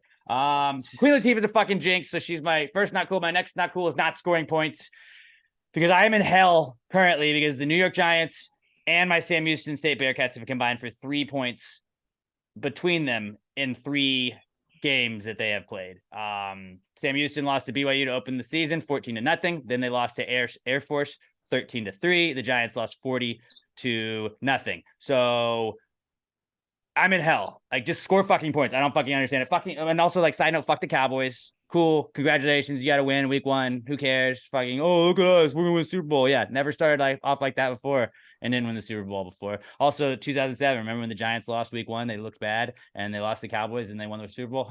Maybe there's some similarities in this season. I don't fucking know. A little doubted quarterback named Eli Manning proved people wrong. A little doubted quarterback named Daniel Jones. Perfect time to prove people wrong after a 40-0 blowout. But I wouldn't put too much stock in that game, though, dude. Fuck Dallas. Right. Burn the tape. Well, not even that. On to Arizona. It was a weird weather game where you got behind quickly, and then the script was just off from the get-go. And sometimes that happens in sports where, like, you fall behind quick, and then the other team can just pin their ears back and come after you. And when the weather's bad like that, you can't grip the ball, you can't throw the ball. There's nothing you can do. So, like, you're forced to try and do something that you don't have the ability to even do, and the other team can just tee off on you. Games like that happen. You just move past it. It doesn't mean it. Everything that could have gone wrong in that game did. So we just got all the mistakes out of the way week 1. No more mistakes the rest of the season. They were all like, remember week 1, we did all the mistakes. That was a good strategy because then we won all these games after that because we didn't make mistakes ever again. Did you see the stat line where it was like no team has ever had? Yeah. And if you like, everybody fucking thinks they're hilarious. I thought they're hilarious. Sending me all the memes. Like, oh, I haven't seen that one. I haven't seen that one either. Like, I haven't even looked at my fucking DMs this week. Just not looked at DMs. This is why we have whiskey. I didn't drink that whole game because I knew I was going to fucking be violent. I knew I would be violent. What? I just had to seem like someone who's a violent drunk. I just had to sit there and feel it, and it was the worst. It was the worst. See, I'm the opposite. When silent, bad for me, just sad, and just I was looking up like how much is rope compared to a toaster because I think that rope is cheaper, but I think the toaster would be a faster method to just KMS. I think I could just like if I just end this real fast, then I don't have to watch the rest of this game. I did not do that, but luckily I didn't have alcohol to convince me to do that. But like, yeah, it was the worst. Just feel like I get why like alcohol does help things, and I was like, I just didn't want to get violent because I was just gonna be that mad. But I was just a defeated person in fucking hell. It was awful. It was awful. Like I had a whole offseason to build up to that fucking game, and then it just nothing. Dude, weather fucks everything up, man. So weather and Queen Latifah. Yeah. Fucking bullshit. But yeah, fuck the Cowboys. Still cool. Enjoy your win. Whatever. Fuck you. And yeah, my fucking, I remember who sent me fucking messages. I'll remember those DMs. I haven't read any of them. Fuck you though. Fuck you. And then also like fucking Sam Houston.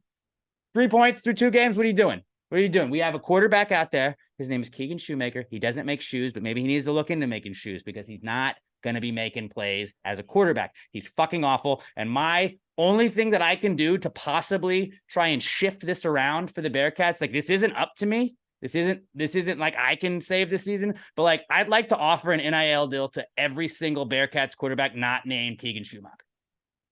I would like to like Grant Gunnell, fucking best quarterback name on the planet. Like his last name has gun in it. He's a quarterback. Rocket arm. Fucking Grant Gunnell.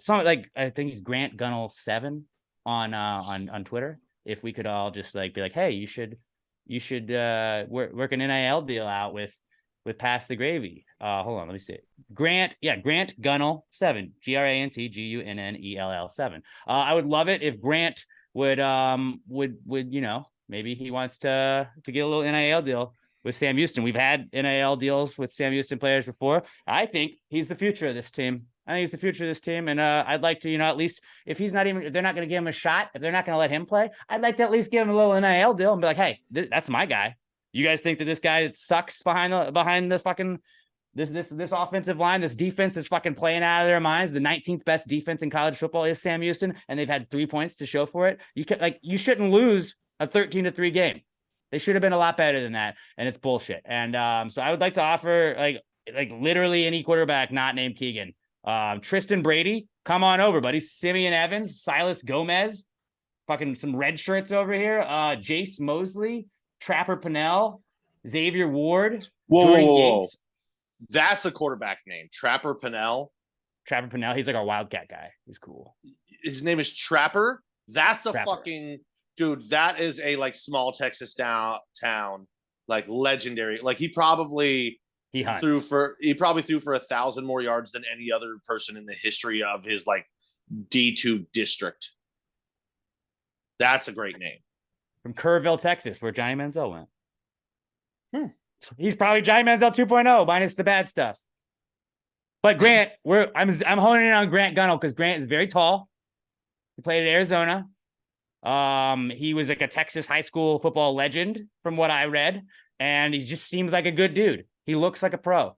He looks like a quarterback. He looks like the guy I want to be my quarterback. But if anybody wants to get the word out, like we are very willing to do NIL deals with any quarterback, not number 5 though. Not number 5. I'm sure Keegan is a great guy, and I hope that he has a great life, and I hope that nothing bad ever happens to Keegan. I just don't want to see him play football ever again. Dude, holy shit. I would just rather see literally anyone else play football. I have thrown as many touchdown passes as Keegan Schumacher has. I thought you were going to say Grant Gunnell was like a redshirt freshman or something. This is his 4th school. Yeah. So it's time Arizona, for him to go off. Memphis, He's North 6'6", Texas, 220. 6'6", 220 pounds, rocket arm. Give me that guy. That's my guy. That's the horse I want to ride in on in game days. All right. Grant Gunnell, NIL deal. Just DMs are open. Dude, he went to St. Pius High School. And he was like a G at St. Pius. Yeah, he was a fucking monster. Go look up his stats. Like he's a legend in high school football, which I don't really follow high school football. But when I looked this guy up, because I was like, who do we have besides Keegan? Who the fuck can we put in there besides Keegan? And I saw this guy. You see his stats? You see how big he is? How are you not playing him? Set Texas high school records for passing touchdowns, 195, and passing yards, 16,108. He passed his brother on the depth chart to become the starter. Dude, but see, here's his problem. Here's his problem. Fuck, dude. Here's his problem. Maybe you shouldn't offer the other guys. He is a state trader. He's a Texas high school legend, and he goes to Arizona. He came right back. No, he didn't. He didn't. He found his way home. Found his way Memphis. Home. He's a state trader. I was born in Memphis, so he played in my where I was born. So close to my heart. He's not the answer. Pick another quarterback. Go with Trapper. No. Offer Trapper. No. Trapper's our guy. Trapper, great guy. We would also Trapper. I would also love to offer you an NIL deal. Trapper and Gunner, or Trapper and Gunnell. Like, let's go. Grant and Trapper. Let's fucking make it happen. He had offers from Bama, Florida, Georgia, Notre Dame, Ohio State, Oklahoma. See, you're allowed to leave Texas for Notre Dame because it's a great educational institute, and that's allowed. You're just trying to further. You're just trying to further your life. But like, and Ohio and Arkansas. How do you not let that guy have a shot? How do you not let that guy have a shot? He committed to Arkansas and then A&M and then changed to Arizona to play for Kevin Sumlin. I question his decision-making abilities if he wanted to play for Kevin Sumlin. Don't. We're all in on Grant. You can't walk that back. We're all in on Grant. We're all in on Grant.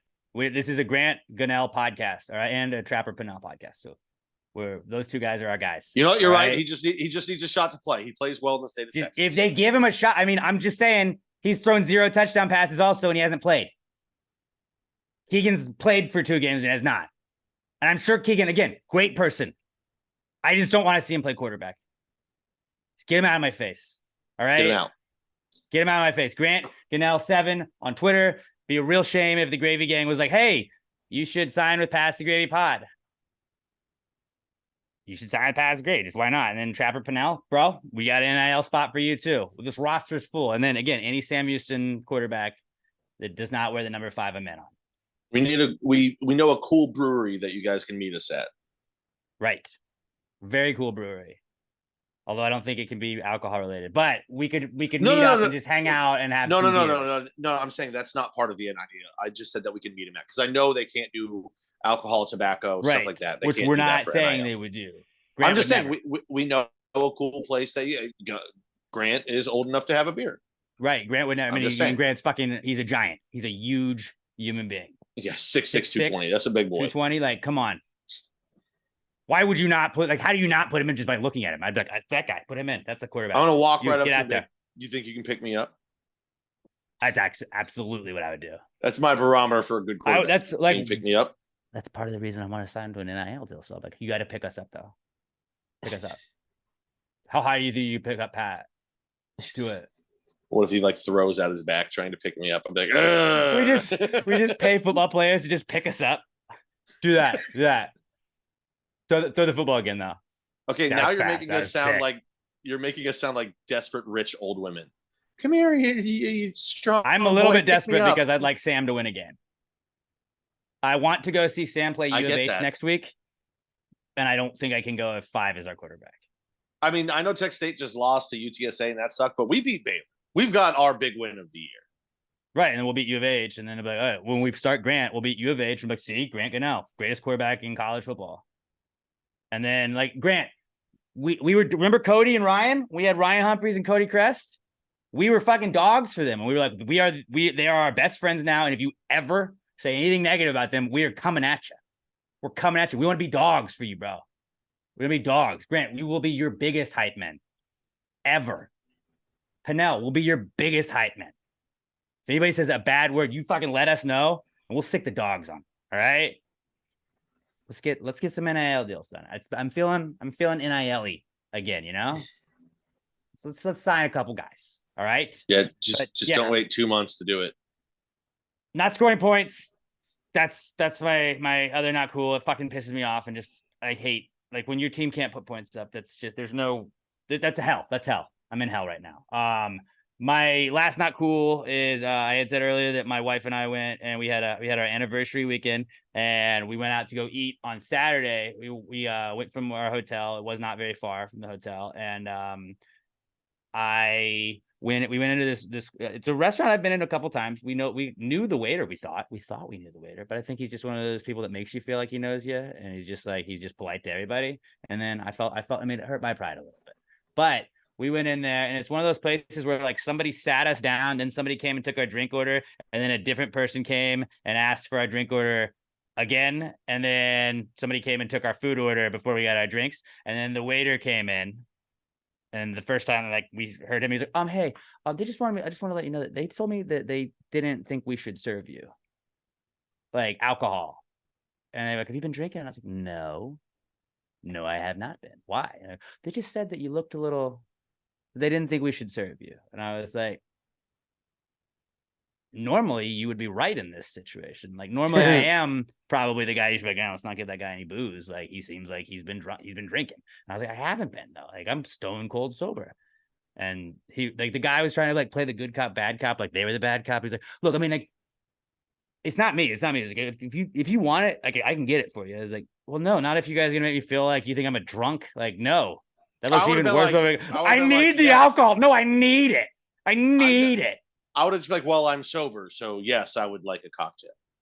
Well, we had already ordered the drinks like twice because two different people came. Like, well, I think we ordered with her, but yeah, vodka soda, and then can she get the wine list? And then they were like, oh, well, we're not. He was like, well, I mean, if you need it, and I was like, I'm not. No, then fine. No, I'll just drink water if you're gonna guilt me about looking like a drunk, despite being more sober than I've ever been in my life. And so I was just like, all right, like normally. I'm like, yeah, you probably should have got cut off. I've been cut off before, and it was deservedly so. But like I've never been cut off sober before, and I wasn't like causing a scene. I was acting pretty cool, and Emma was kind of just like, what the fuck?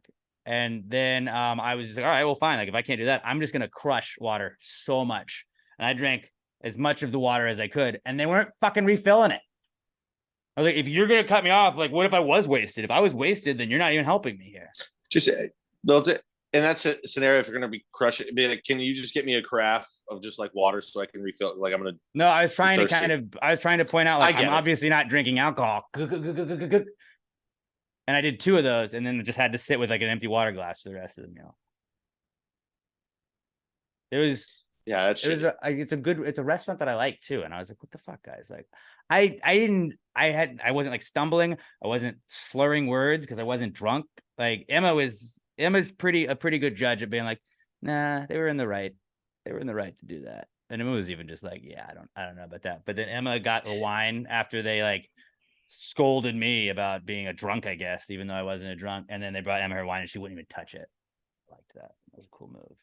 That's dumb. You just paid for a glass of wine that you didn't drink. Then you should have just been like, fine, then she'll have a glass of wine and a vodka soda. 2 vodka sodas, actually. My wife is double fisting it tonight because I'm a problem to deal with.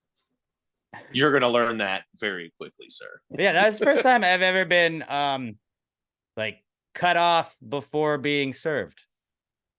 I don't even know if I've ever been cut off. I've definitely been cut off. I can probably give you 3 instances where I've been cut off. That makes sense for you. When I drink, I get happy though. When I think I get happy too. You get aggressive. Not because I was aggressive though. It wasn't like that. Wasn't why I was cut off. It was just because I. No. I'm just saying in general. When you get really drunk, you get aggressive. So it makes sense that it's multiple points in your life you've been cut off. We got cut off at a bowling alley in college. I think me and my friend had spit like 6 pitchers of beer, like between the two of us. So okay, like, that's the lot. Probably cut us off after that. Then that was like, okay, yeah, like we can't get you any more beer. Okay. And I'm pretty good at being like, oh, all right, yeah, all right. Gotcha. You're not wrong. But yeah, that was some bullshit, and that was my not cool. I had a little not cool rant to get to go on today, and I appreciate you guys giving me the time.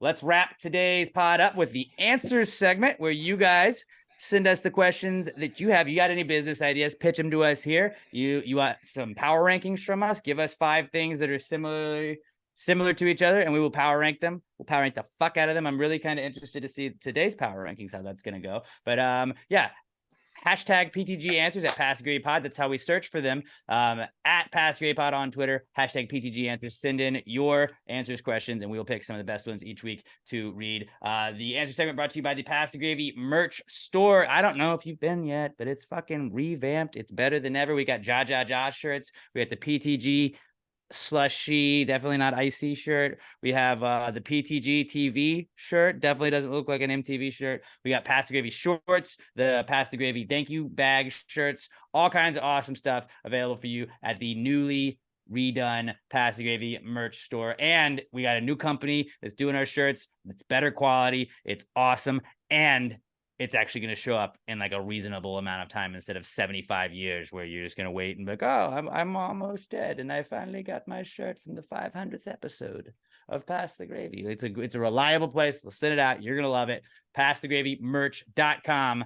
passthegravymerch.com. When you get something, hit us up, tag us at passthegravypod. Let us know that you're supporting the pod by repping our stuff. Shout out to Alex O and Sebastian. That's exactly what they did. They tweeted us. Alex O was like, finally got my Pass the Gravy. He got just a regular logo shirt. Just says Pass the Gravy Podcast on it. It was fucking awesome. Shout out to Alex O and Sebastian for purchasing. And Sebastian got the Ja Ja Ja shirt because he is the king of Ja Ja Ja's on all of our posts. That's why we love Sebastian. Passthegravymerch.com, passthegravymerch.com, the official sponsor of the Answers segment.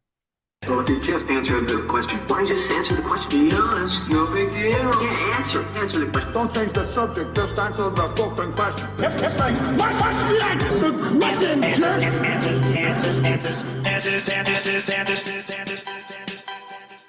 Any questions? All right, our first question this week comes from our podcast son, Skylar Lester, at OMG It's Skylar on Twitter. And Skylar says, when does something become art? Well, this art is is like an age-old question, but I think that art is like, you can think something is art. Like I could think something is art that Robert does not think is art. But that doesn't art is subjective. It is subjective. So I like think literally when someone says it's art, then you have to be like, all right. You don't have to agree, but it is art because they consider it art. And if they consider it art, then it's art. Well, yeah, I think it's you can equate it to that old saying, I can't give you a definition for porn, but you know it when you see it. Yeah. That's the same thing with art. Be like, because like there might be weird things where I'm like, did you see that 40-yard dime dropped into a fucking bucket on the sideline? That shit was art, dude. It was art. Yeah. I mean, I was actually talking about this with somebody today, because we were talking about Vegas, and I was saying how for years I've said defund the arts in schools. Art is fucking stupid. It serves no purpose. It's dumb. Then I went to Vegas and saw Beatles Love, the Cirque du Soleil show, and I was like, wait a minute. Okay, I get it. That was fucking sick. Art does have a purpose. But it's just like, if for every person, like I could go to an art exhibit and look at paintings all day. And if it's like a painting of something like scenery, I'm like, oh, that's nice. But if it's abstract art in its shapes, I'm like, this is fucking stupid. But you put little Eastern Europeans flipping through the air and like doing backflips on fucking roller skates and shit, I'm like, all right, that's fucking art. Or if there's like nudity in it, art. I'm not art, a pervert, yeah. babe. It's art. Yeah, dude, it's not porn. I'm painting the nipple. That's art. It's art. But yeah, art is like when does something become art? It becomes art when somebody considers it art, but that doesn't make it like it is art if anybody considers it art, but that doesn't mean that you have to agree that it's art to you. Yeah, it's art to you when you just look at it and go, that's fucking art. Like Pat can be like, that's not art, but it's art because I think it's art, even if Pat thinks it's stupid. Your dad's dick, your mom's pussy. Bam, you're the art. There you go. We are. Thank you, James Franco. Moment of conception. So yeah, it becomes art when somebody says it is, even if people don't agree with it. Carlos Barrientes at Mr. B0707 on Twitter says, if humans have different blood types, does that mean that mosquitoes see us as different flavors? I would bet that our diet has more to do with our flavor. Like, I feel like blood, though. I feel like blood's got to taste a little different. Yeah, but I think our diet's going to go more into it than just the blood type itself.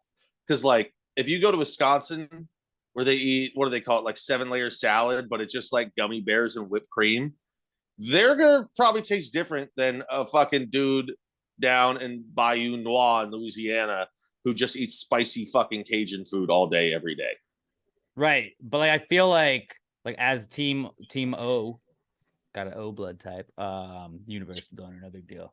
But as like a guy with special blood, I'd like to think it tastes a little bit different. I'd like to think my blood tastes like champagne to the mosquitoes. I think I'm O, but I honestly have no idea what my blood type is. Like, I think I remember being at the doctor, like, when I was young, and then just being like, something universal. And I was probably like, oh, I guess that means I'm O. I really have no fucking idea what my blood type is. I'm that level of adult. I also haven't been to a doctor 8, 9 years. Nothing wrong there. How much money have I saved on insurance? Probably a lot. So much goddamn money. Not that I have any of it. I've spent it all on other things. But you know, spend on that. Yeah. I would actually, if I had been paying for medical insurance this whole time, I bet you I'd be in better shape. Not because that I'd have, medical checkups. I would have just been drinking so much less because I couldn't afford it. That's what I would actually go out less if I had like a medical insurance because I wouldn't be able to afford going anywhere. Well, Carlos's question says like, if we have different blood types, does that mean that they see us as different flavors? I don't think I think the blood types play into it, but I definitely think mosquitoes see us as different flavors. Like sometimes they don't know what the flavor is. You just bite into it and you're like, oh, this is spicy. This is like mosquito looks at you and they say, classic, just blood. There we go. They look at me and they go, extra creamy. That's but I do think your diet probably makes you a different flavor too. They do look at us for different flavors. Like my blood is going to be rich. We're definitely flavored. Actually, and here's the weird thing: mosquitoes only go after my ankles. Don't know what the fuck it is. They love my ankles. But I think it's because we don't have hair down there. At least I don't have hair on my ankles, so it's like they don't have to worry about it. It's straight to skin. There's no jungle or forest they gotta go through. That's where my hair kind of starts to taper off, but like I still got hair on my ankles. Also, I just don't deal with mosquitoes anymore because I don't go outside. That's the secret. I go to work and then I go home, and guess what? Both of those things are indoors. There you go. Mikey Paul weighs in with our next question. He's at it's just Mikey P on Twitter. And Mikey Paul says, do we really ever stop clapping, or is it just a really long pause between claps? I mean, I don't buy into the long pause between claps, but I mean, if you got a fat ass, you never stop clapping. It may not be loud, but the more you move, that butt's clapping. Maybe not enough to make a noise. Like you'd think I would, I'm fat. You'd think I would have a clapping butt. Nope. I got Hank Hill ass. I got no butt. I would say that we are always like, it is just long pauses in between claps. If you think about it, I like that. No, because you put your hands down. But it's just a pause in the clap between. If you spend all day with your hands up. No, I don't think. I think it's once you put the hands down. No. Because think about it. How often do you pat yourself on the leg? Like, look at, are my keys in here? Or you scratch. You're either clapping or you're in between claps. No, because look, clap, scratch my shoulder. That I'm not clapping. I'm scratching my shoulder. Yeah, you're just pausing the clap though. It's a pause. No. Because a clap, there's nothing in between the clap. I don't think it matters where your hands are. Then once you touch the clapping, you just pause and clapping. I rub my head all day because I'm sweaty and I got my fat guy rag that I fucking wipe the sweat off of my head. That's any clap before that is long gone because now I'm doing another motion. I say no. Paused. I think it's just a hold. I say no. And I have a feeling Robert's agreeing with me. Well, because he's shaking his head. Yeah, I'm agreeing with you. Yeah.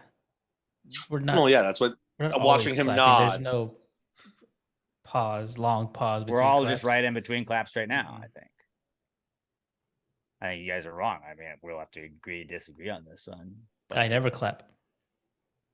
Oh, you've clapped. I've seen you clap. No, you've never seen me clap. Oh, really? You wouldn't clap if they were like, so you're a fist bump guy when the Astros score? This man ran into the World Trade Center and brought out bodies. He's here today to throw the first pitch, and you're gonna just not clap for this hero.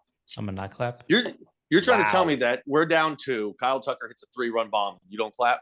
You don't go, let's go. You just go. You're a fist pump guy then, or are you're just like, yay, hands behind his back. I'm just like, yeah. There we go. I can definitely see Robert being, once he becomes an old man, he's the old man that's always walking with his hands behind his back. I can see Robert doing that. I should try that. It's that too. It helps you with your posture because your shoulders are back and you stand up straighter. You have a slouch anymore. So yeah, I guess I got outvoted on this one. I do think though that we never really stop clapping. There's just long pauses between. I like that question, Mikey. Alex O at Alex McThunder1 on Twitter gives us our I'm power protesting rankings this. for the week. I'm protesting this one. I don't know. This was an interesting one. I like to play that. I saw it and it got my attention. He says, power rank these foods that suck. And he gives us carrot cake, pineapple pizza, oatmeal raisins, deviled eggs, and blue cheese. Now, Literally all those things are delicious. They're all delicious. Every last one of them is great. I disagree. Before we do our power rankings, is this food like 1 for me is what I think sucks the most, and 5 is the thing that sucks the least out of those. Yes. Okay, because not like what I prefer out of those. I was gonna rank mine because they're all great. I'm gonna rank mine. What's the least great to the most great? Because it's backwards for me. No. Because I think they're all we great. just agreed that we're doing it the other way, though. No. It's You're the doing suckiest one first. The suckiest one is number 1. Yes. So for me, that would be the least great. Because I think they're all great. Oh, okay, then yeah. So same thing. Yeah. You just made it confusing. But so number 1 will be the most sucky of them. 5 would be the best one. I will go first. And I'm gonna go pineapple pizza. Because I'm not the biggest fan of it, but I've had pineapple pizza that wasn't awful. If it's some pineapple jalapeno pizza, not terrible. And it's pizza. Even if it's not the best pizza, it's still pizza. Pineapple good, pizza good, pineapple and pizza together, fucking good. That's not my preferred pizza, but I'm not like disgusted by it like a lot of people are. Number 4 is oatmeal raisin cookies. I feel like I would not I'm never gonna pick oatmeal raisin, but if that's all I got, and I want a cookie, I guess that's what I got to eat. I feel like that it gets the bad rap because you always think you're biting into a chocolate chip cookie, and then it's oatmeal raisin. If you know it's oatmeal raisin going in and I'm ready for it, I don't think that's as bad. I'm never going to take an oatmeal raisin cookie over a chocolate chip cookie. And then I don't think she just makes the oatmeal cookies, but Melissa Hyde makes really good oatmeal cookies. And I like to justify them as having breakfast when I just eat oatmeal cookies. So you could have cookies for breakfast and not feel like a piece of shit if you're having oatmeal based cookies. So I'm going to put oatmeal raisin at 4. Number 3 is blue cheese. Not a huge fan, but sometimes I think blue cheese works and stuff. So I'm not going to say it's awful. I'm going to take ranch over blue cheese almost all the time though. Then carrot cake is 2. Give me any other cake. I'll take all the other cakes. Fruit cake? And then, yeah, I'll take fruit cake over it. Over carrot? You're out of your fucking. Yeah, it makes the you feel like it's the frosting holidays. is made out of cream cheese. Makes me feel like it's the holidays. Cream cheese frosting is delicious. Carrot cake 2 and the deviled eggs 1. Nobody wants to smell your fucking gross deviled eggs farts, and I hate deviled eggs. So deviled eggs, carrot cake, blue cheese, oatmeal raisin, and pineapple pizza. Who wants to go next? I'll go next. Like I said, I'm ready. My the least great out of all of these great things. Number 1, I'm gonna go blue cheese. I just don't eat it that much, but blue cheese dressing, like a creamy blue cheese hot sauce, not hot sauce, but a hot creamy blue cheese sauce for steak.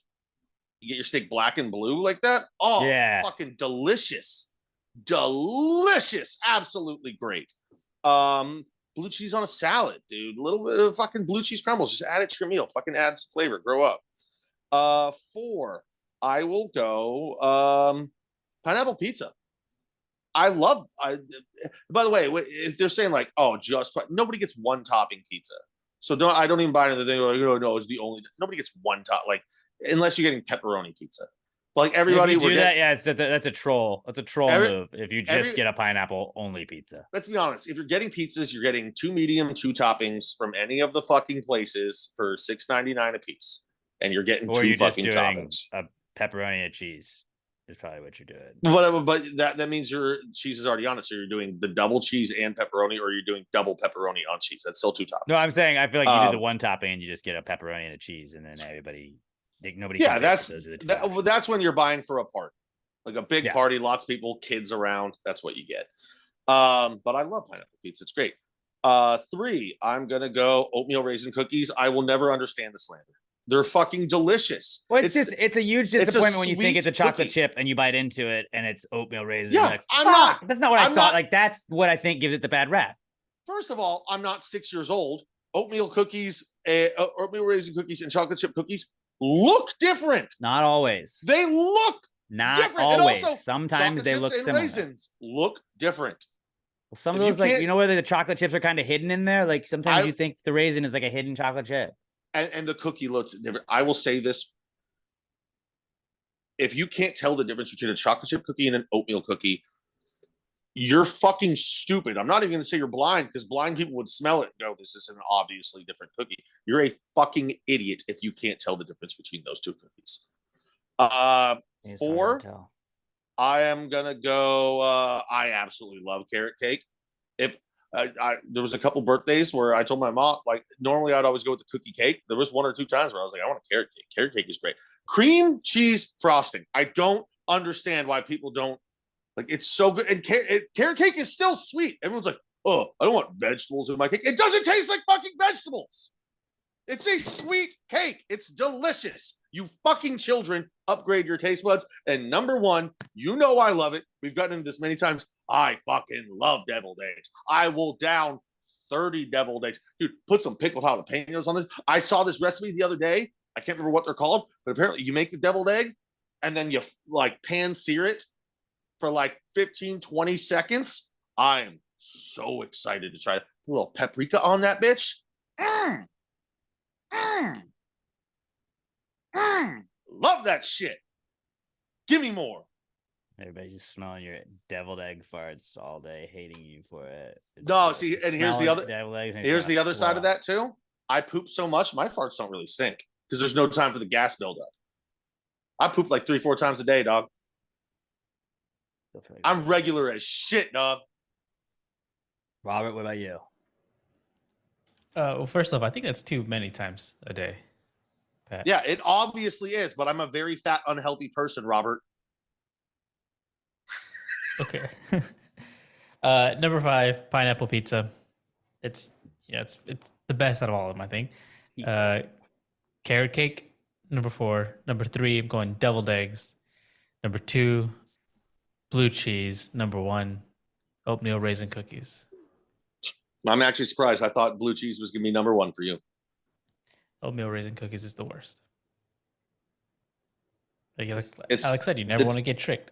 It's that. Never want, but do you think you can get tricked? Like it is. Yeah, like, I think you can. He thinks you have to be If you're an idiot. I don't think so. Like I think they look like cookies look different by whoever makes them, man. Like there's no like just they don't all look the same, and there's so many. The like, base of times the that, like, cookie is inherently different. Not always, dude. There's oatmeal in it. Oatmeal looks different than regular cookie batter. But it's not like it's just oats on top of it, dude. I get that. The color of it is different. The consistency of it is different. If The at top work of the somebody color brings of it is cookies different. in and they put not Robert really. can't, triggered. obviously doesn't know. No, it's not really. Like if you studied it, okay, but I don't usually study cookies. It's somebody's like, hey, I brought cookies in, and they put them out at the office, and they put them on a little plate, and there's cookies in. I'm like, oh, fucking yeah, they got chocolate chip cookies. Are you Jackie the made these for fucking us. cookie And then monster? I just go You grab just it see and I eat it. I'm cookies like, and you just Yes. shovel them into your mouth. You do cookies. Rah, rah, rah, rah, rah, rah, rah, rah. You don't fucking look for. Not I even just a second. grab a cookie and then I Aha, eat it because it's a cookie. And then you're disappointed. I'll still eat it, even if it's oatmeal raisin. But I'm like, fuck, I thought this was a chocolate chip. And then you're just disappointed. It's just like if you got to pick chocolate chip or oatmeal raisin, which one are you picking? It depends on my. I mean, Oh, probably yeah. 90% of the time I'm going chocolate chip, but I love oatmeal raisin cookies. So sometimes I'm like, fuck, I could go for a goddamn oatmeal raisin cookie right now. That sounds great. It's a different sweetness. I'll eat Melissa Hyde's oatmeal cookies all day. Happy birthday, by the way, Melissa Hyde. But like, I'll eat all the cookies that Melissa Hyde makes because they're delicious. And I'm not like, there's good oatmeal raisin cookies for sure. But like, you can get tricked. You can get tricked. It's not as hard to get tricked as you think it is. Because I don't like it. I don't examine everything. I'm just like, oh, good cookies here, cool. If you're getting Hot Pockets, do you get pepperoni every time? No, sometimes you get the ham and cheese. Sometimes you get the meatball one. Depends what mood you're in. I'm not getting oatmeal raisin ever for a Hot No, Pocket. not a Hot Pocket. That's different. Well, You don't load oatmeal and raisins in there. You're different. Yeah, you're different. You're just different. Thanks, Robert. Didn't clip that. That was good. That was a good one. Or just dabbing the fuck out of Pat. All right, let's wrap it up. One last question. We got Danielle Weston at Danny_Weston on Twitter. And I don't know why this made me laugh so hard when I read it, but she said, "Would you rather be swallowed whole by a whale or attacked by a shark?" It's the whale, right? Yes, it's the whale. Like a shark attack sucks. I think I'm gonna go shark attack Why? because you're gonna drown inside the whale. Nuh-uh. What was the guy in the Bible that like got swallowed by a whale and he like lived? And I feel like you can punch the whale on the inside and be like, oh shit, let me spit this thing out. And then I free Willy him, and then he's my friend, and then he swims me to shore because he's like, oh, I'm sorry. I'm so sorry. I thought you were food. I'm hoping from the shark attack it hits me in a major artery and I bleed out in a minute. But that's not likely what's gonna happen though. It's likely like gets your foot and then you're just bleeding and like yes, but more sharks are coming to you and like you're fucked. If you get swallowed by a whale, it's almost a complete certainty you're going to drown to death. And supposedly that's like the worst way to die. Because whales have to breathe air, so they have to go up for air, and they may stay up. Yes, but you're in their stomach at that point. There's a guy in the Bible, swallowed by it. I'm not in the Bible. I am not. Was it Jonah? Was that his name? I don't fucking know. Jonah sounds right to me. It's Jonah or Noah, and I'm pretty sure Noah was just the ark. I don't think he had a second story where he did the whale. I feel like the whales would have had to be tight with Noah. Be like, oh, dude, you're cool. You kept all the animals alive. Noah actually started PETA. A lot of people don't know that. No, Noah definitely ate animals. There's no way he started PETA. I mean, he was like PETA got out of control. Like that's when the liberals took over PETA. Like it was originally just like we just are nice to animals. Like people for the ethical treatment of animals, they're like, yeah, we just don't beat animals. Like that's just what we do. We're not animal cruelty people. We're being chill with the animals. And then these other people are like, you can't ever eat them. And they pollute out the cows. Like we're gonna eat some of the cows, right? Like never. And then like, all right, that's getting crazy. And then it got radicalized. But I think PETA started out okay. It's like, hey, let's just not hit the animals. That seems fair. Then Give the Noah doggo started kisses. that on the ark. Yeah, he was like, oh, look at this llama. Let's just not punch it. Okay. Hey, this giraffe. Let's just not hit it. Okay. Let's be chill with it. Yeah, definitely don't hit giraffes. They will fuck you up. Not only can they stomp you, have you ever seen giraffes fight? How they use their entire neck as a whip?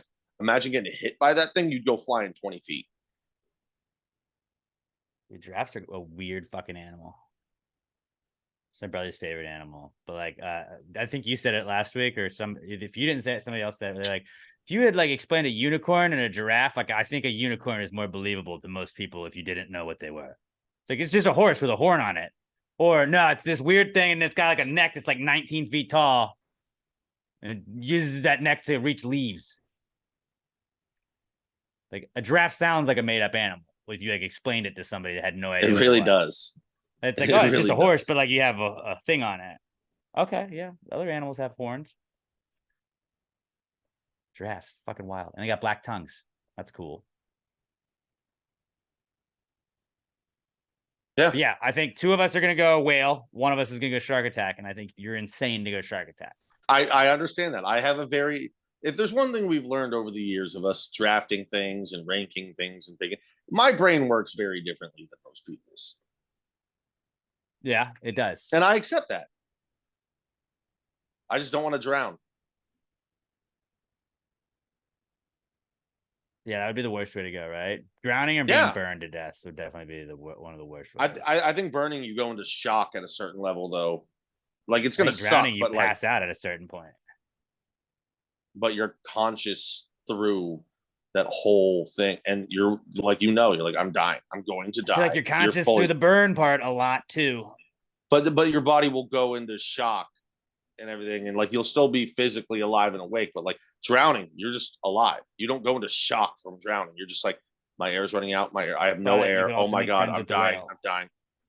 No, you can't. Maybe you can like you're already punch attacked the roof by the of shark. the male. The shark's already attacking you, so he's already being vicious. The whale might be like, oh, my bad, dude. I thought you were krill. That'd be a big ass piece of krill. I was like, it was trill, not krill, bro. Come on, we're from Houston. Sorry, not a land dwelling mammal. I've not really been well versed in the bun bee. Like, I'll take you the trill burgers if you'll just swim me to shore, man. I'll bring you some. And that's how I think I would get out of that situation. But yeah, great questions, everybody. At Pass Gravy Pod, use the hashtag PTG Answers if you'd like to submit your questions for future use. I am at Alex J Middleton on all socials. Pat's at NotPatD on all socials, and Robert is at Robert Barbosa 03 on all socials. We are at Pass Gravy Pod on all of them. So subscribe to us on YouTube, please, and then go follow us on TikTok. We got the TikTok. We're trying to grow the TikTok, even Threads, even though it's not as active, but we got Threads. If people are still using that, I still am, to post gambling pics, and nobody ever pays attention to them, so I don't think anybody's on Threads.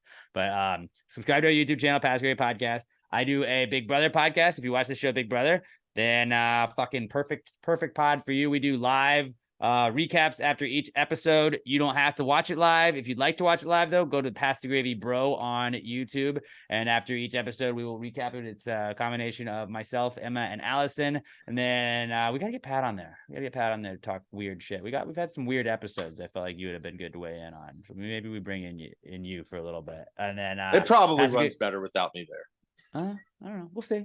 We'll sprinkle it in every now and then. Pass the Gravy Bro is where you go and subscribe to us on YouTube or listen to us wherever you listen to podcasts.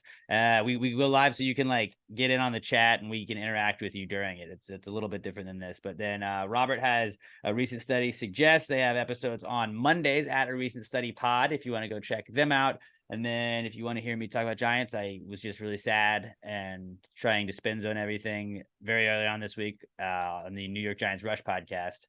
On most Mondays, I will be on that. So you can go check out NY Giants Rush on YouTube and NY Giants Rush on Twitter if you want to give us a follow there. I think that is it. I think that's it. PassGravyMerch.com. PTG picks come out every Friday and Sunday. Pat and I are both 2-1 to start the season.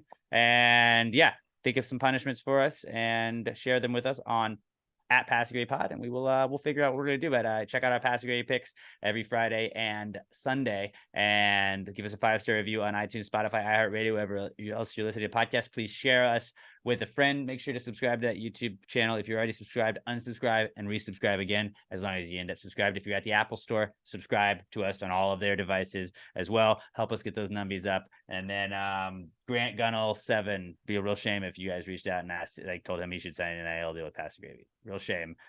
Just he's 6'6", 220 pounds, looks like a quarterback, got a rocket arm. He's our guy. He's our guy for Sam Houston football. Have a great weekend, everybody. Fuck the Dallas Cowboys. Go Giants. Go Packers. And until we talk to you guys next time, Pass the Gravy. Yeah, bitches. Gravy, gang, gang, gang. Baby, pop the top and let it spread. As we're listening to Pass the Gravy. We're going fishing for your bitch today. We're drunk in Houston, Houston, baby. Now we go ahead and lick